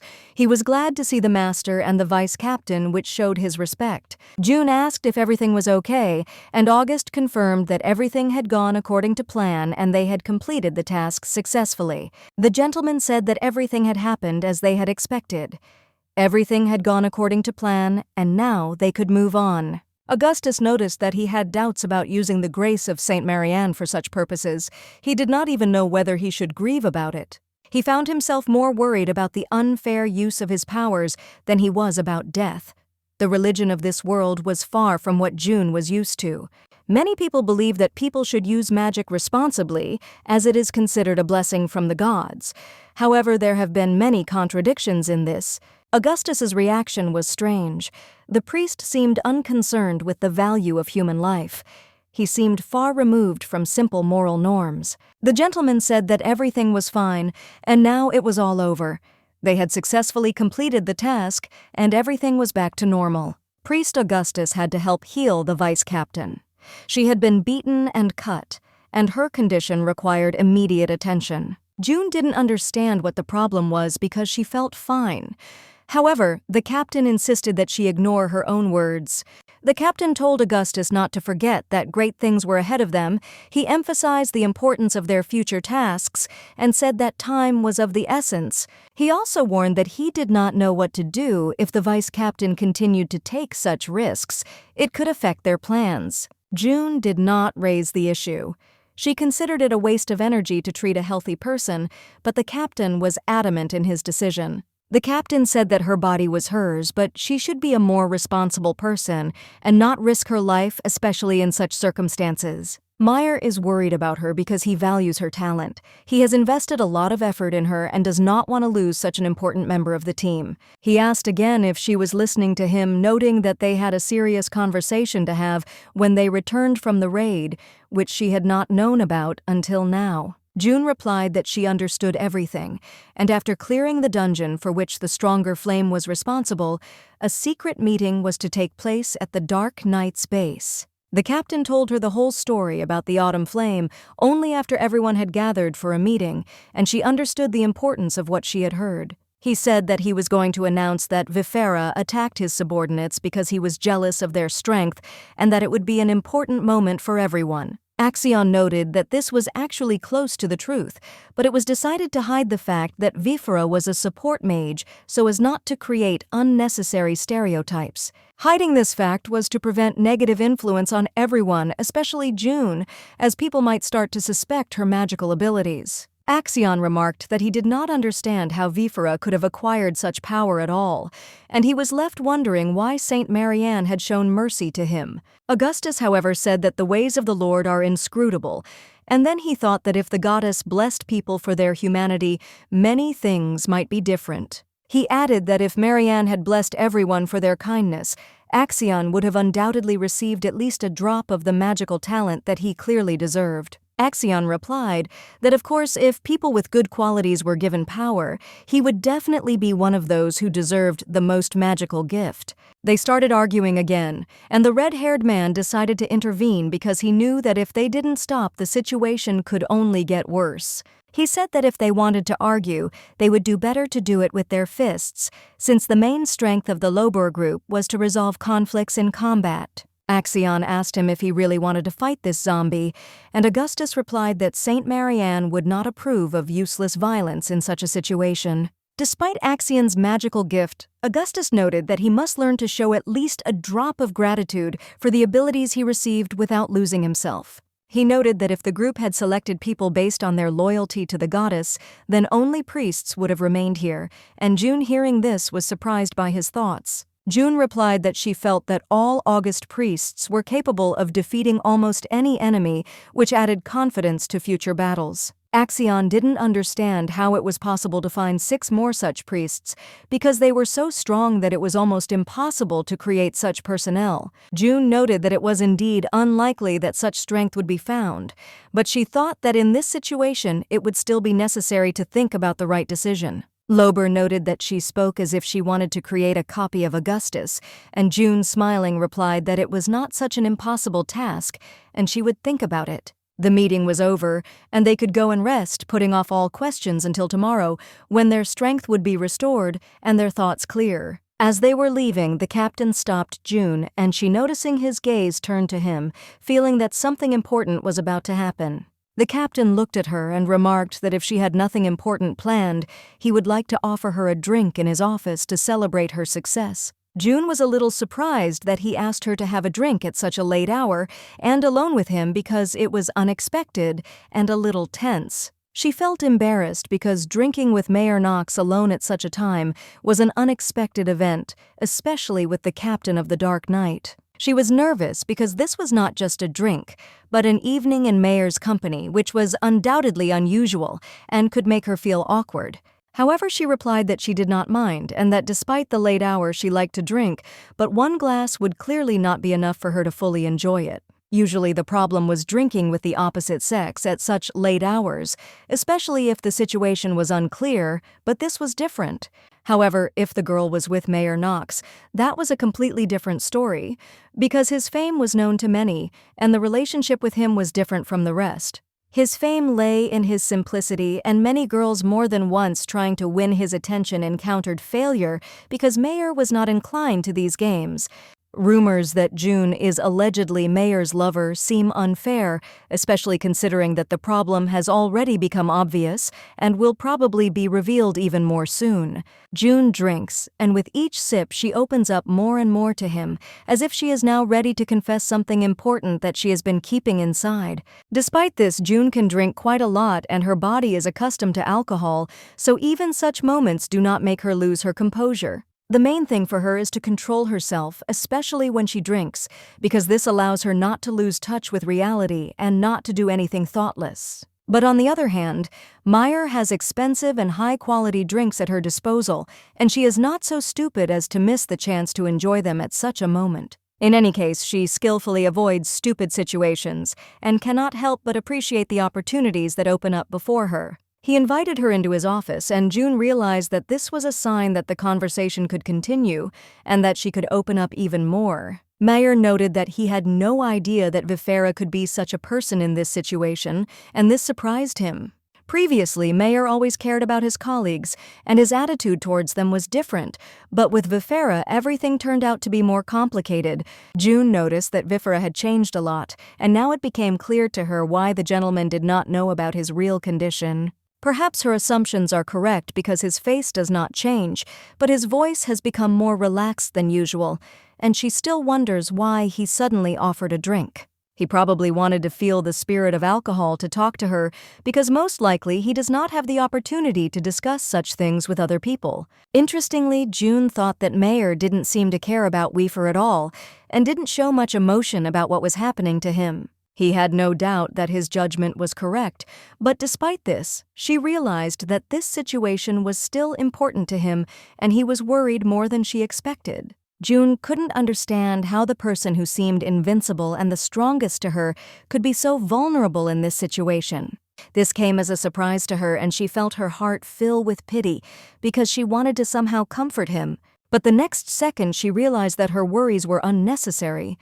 He grabbed her by the throat, and at that moment she was separated from the whole world by a powerful force. Everything that was happening reminded her of the moment when a person meets a wild animal, and she realized that one cannot worry too much despite everything that is happening. June couldn't understand why he was looking at her so persistently, and this made her feel uneasy and a little anxious. Meyer seemed to be waiting for an answer from her, so she quickly said that the dungeon was too cruel a place for an ordinary person to survive in it.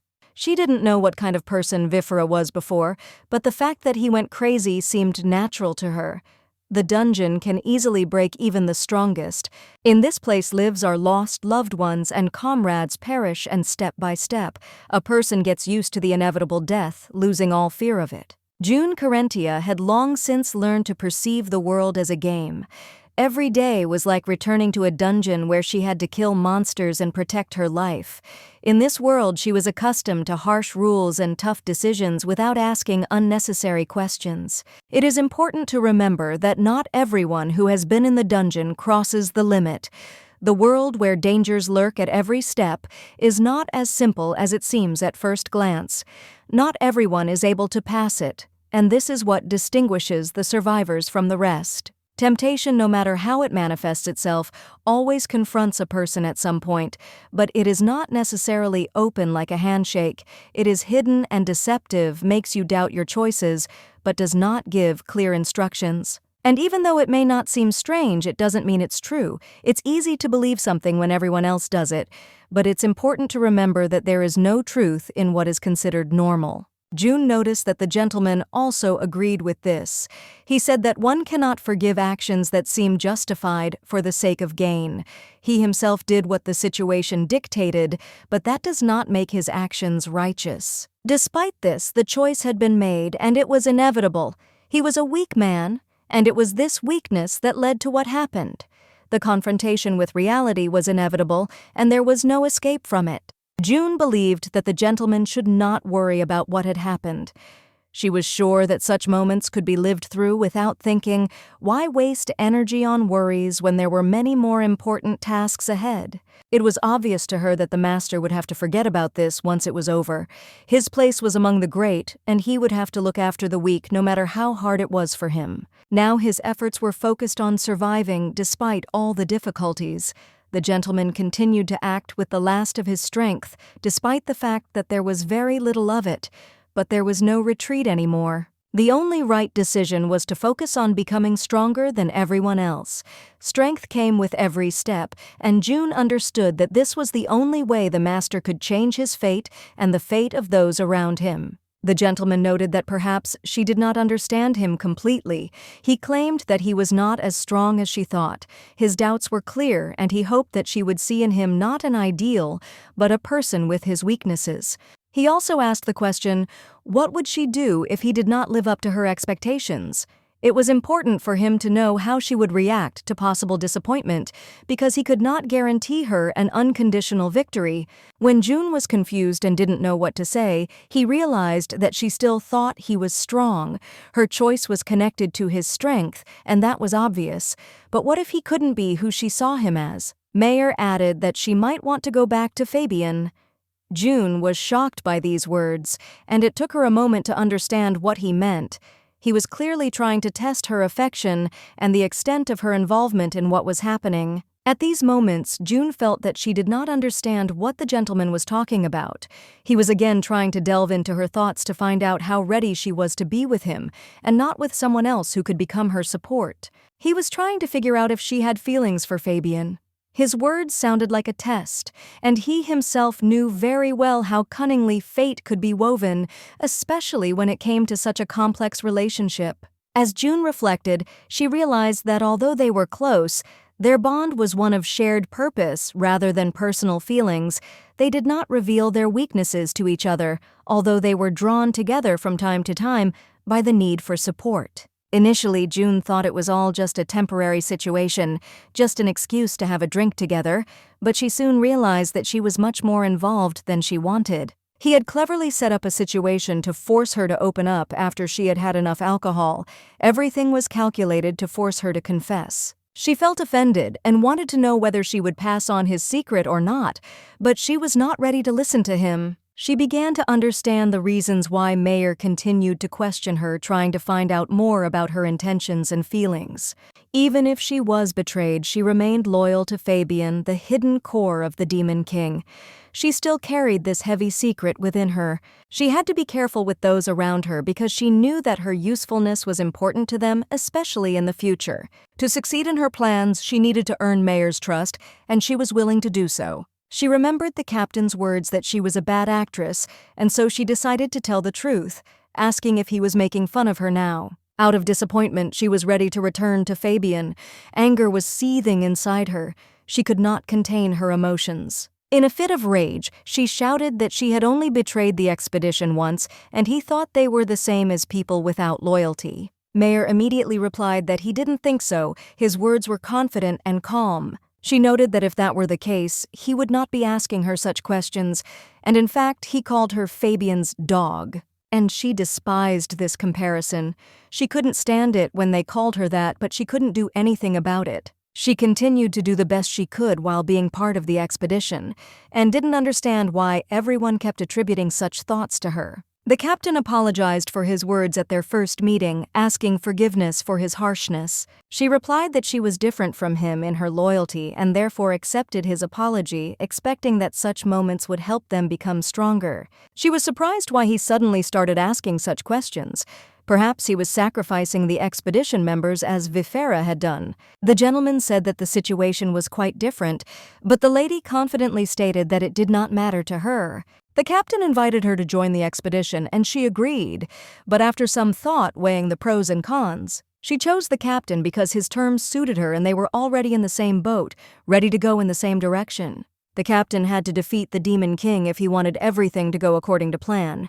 He knew it wouldn't be easy. If the captain turns out to be not as strong as she thinks, she will not betray him, but on the contrary, she will make him stronger in order to help him. The gentleman was stunned by her words, did not know how to react to it. Complete confusion was visible in his eyes. He even asked again if she really wanted to make him stronger, not believing that she was capable of such actions. He was doubtful because it was hard to believe that a level 23 character would be able to strengthen someone who was at level 80. The girl smiled, asking if he thought she couldn't do it, her gaze confident and even a little mocking. She was sure it was possible because she had already studied his characteristics and was ready to face his weakness head-on. Knowing that Meyer was a ticking time bomb turning into a demon king, she always expected the worst. She said that in any situation when she is involved in a game, she always gives her best, sparing no effort. Jun Carentia was confident that she could be the perfect backup for the captain, even if he suddenly decided that he didn't want to fight the demon king. She believed in her own strength. The girl was ready to support him, even if she had to act strictly.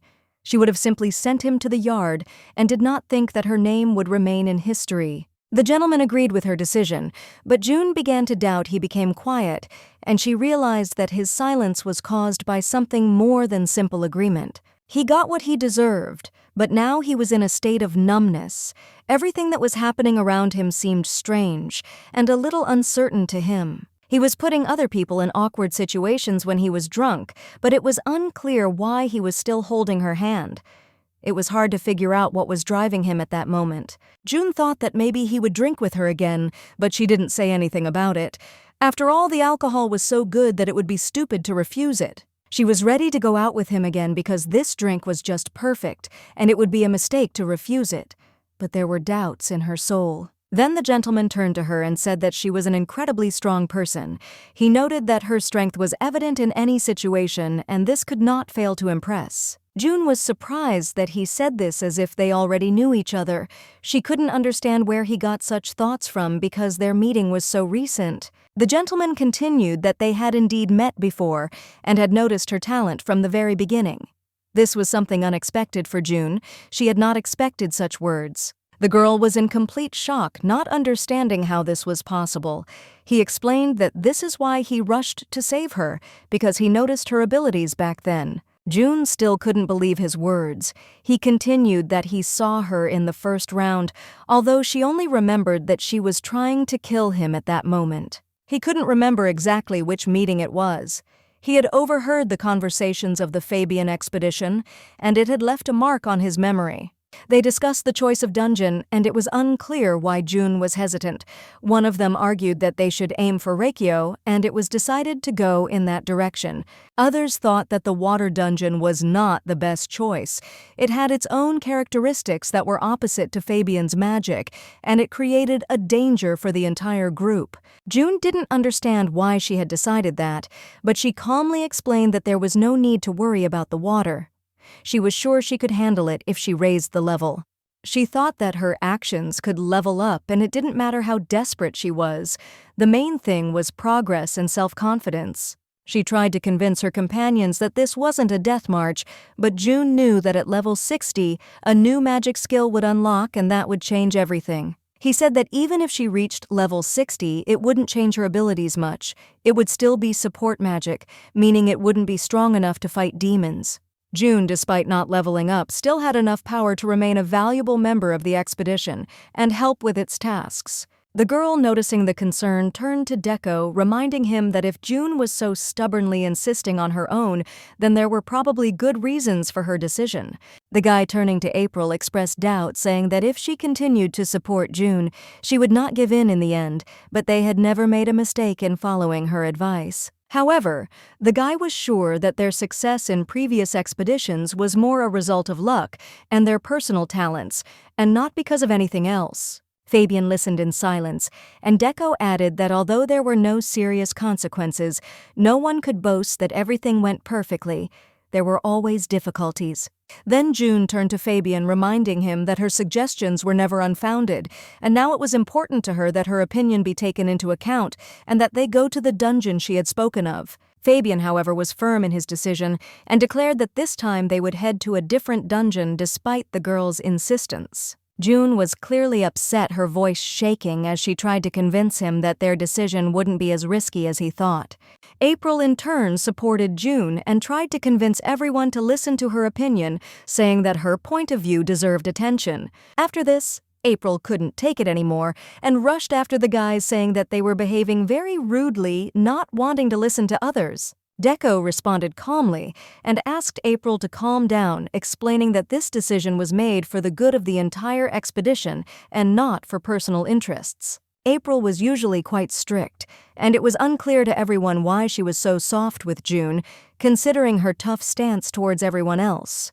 Meyer, observing what was happening, noted that although Fabian was indeed choosing between two dungeons in the end, he made a firm decision to attack only one of them. Despite the silent support of the rest of the expedition, it was amazing to see how June did not give in and continued to protest against the decision she had made. He added that it should not be thought that he was spying on them since they themselves were loudly discussing their plans, and he was simply nearby listening. June remembered that usually when they went on an expedition, she stayed behind watching the action, but in the case of this dungeon, things were different. The mage, who always tried to avoid arguments, was completely ignored this time when he tried to express his opinion, stating that he knew nothing about the situation. The mage's opinion was not taken into account, but no one said that there was anything bad about it.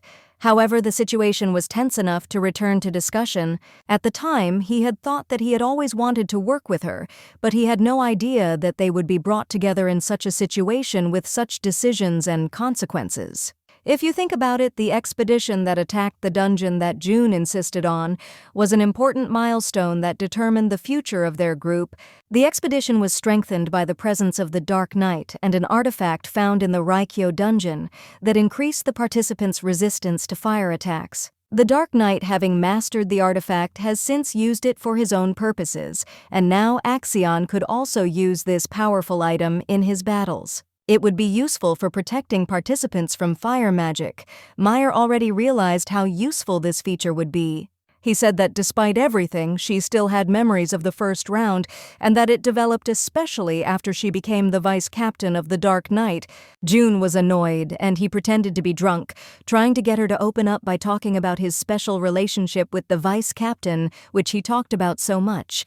She didn't know that this included getting drunk on expensive alcohol. She told him to never try to look at someone like that again, and that he had to understand that. The gentleman said he understood, and from that moment on he trusted her completely, but it was a lie. He did not reveal to her what the core concealed. From now on, they will enjoy showing each other their cards. Perhaps everything will be revealed after some time. The girl said that she was already going to leave. He tried to stop her, stood up but began to stagger, and she got scared. He could have fallen on her, and she said that judging by his condition, he needed to be put to bed. He should hurry up and rest. But the gentleman said he would walk her to the door, and since he insisted, she agreed.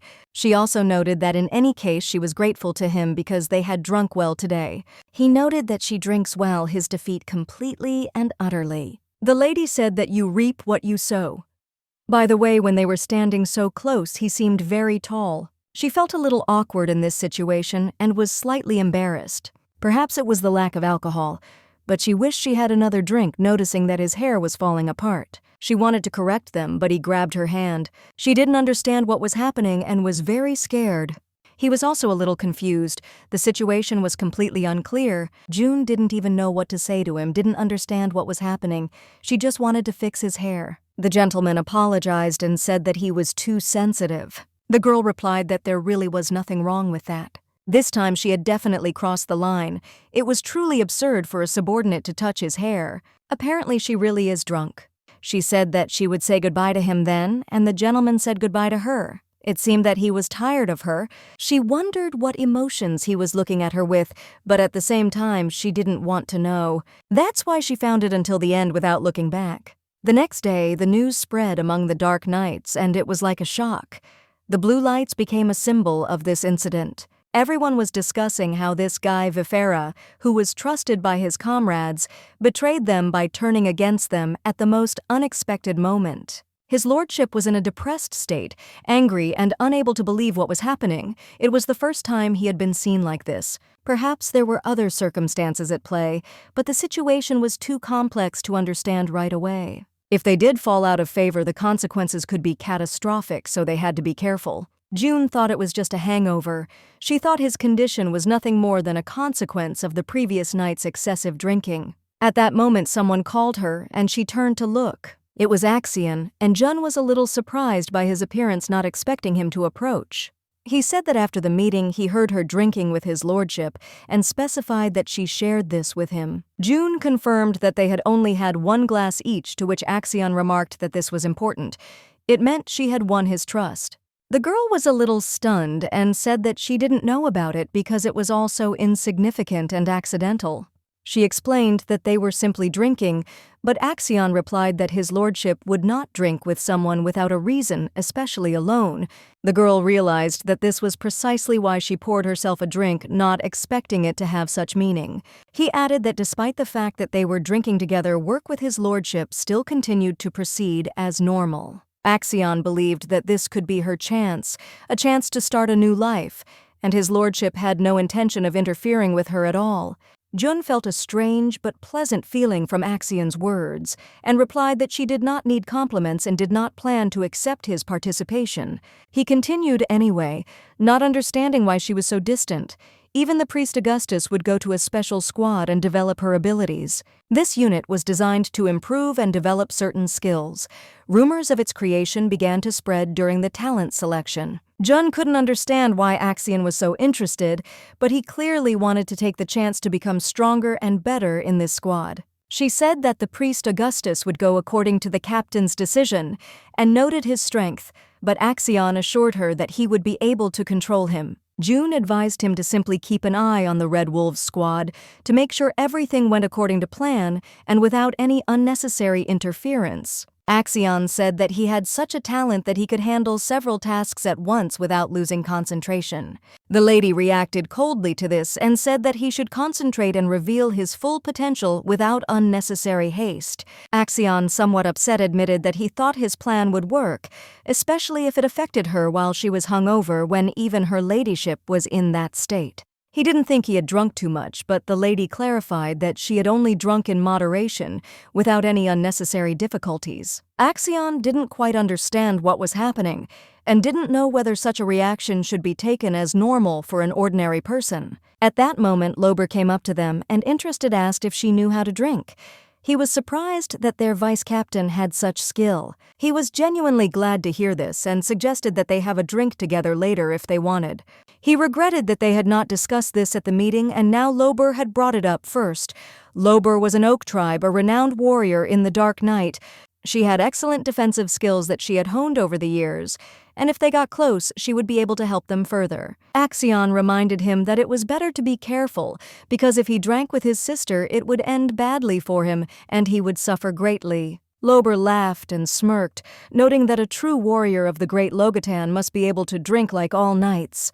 June realized that she had come for a drinking buddy. There are really few people who love alcohol and know how to drink wisely. They can be counted on the fingers of one hand. June, feeling the mood, said that she also liked to drink. Lober, in turn, was sure that this red-haired man would definitely be suitable for such a thing. June added that Lober suggested they have a drink later, but she thought now was the right time for it. Lober agreed to this, but Axion expressed doubt and suggested that they stop reminding them that she had been drinking with his lordship yesterday and was planning to do so again today.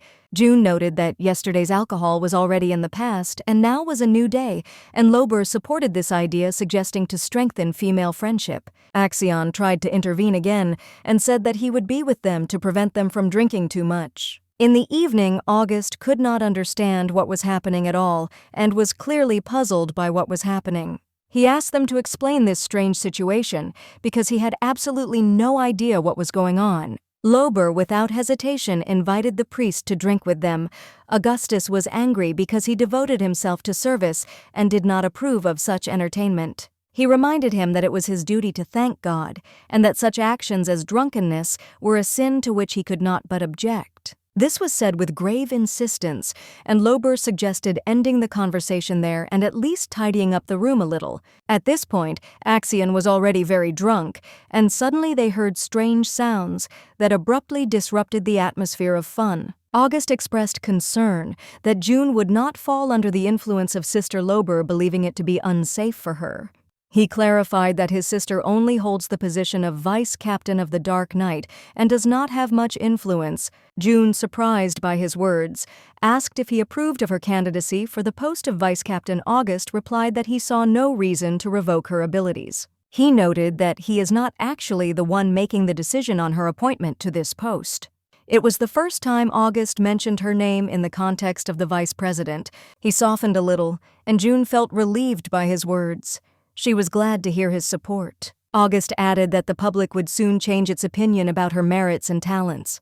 June was not conceited by the benefits she received from Saint Marianne and continued to train hard. He blessed her with the saint's name. Now, June realized why August always kept his distance. It wasn't because of her status as a support mage, but because of his attitude towards their classes. Mages rely only on facts, and Augustus protects what is truly important to him. August turned out to be even more religious than she expected. Ultimately, his loyalty makes him a great partner for Meyer. Meyer may not be as religious, but something about Augustus still draws him in. June decided that she needed to know more about the reasons for such a connection between them.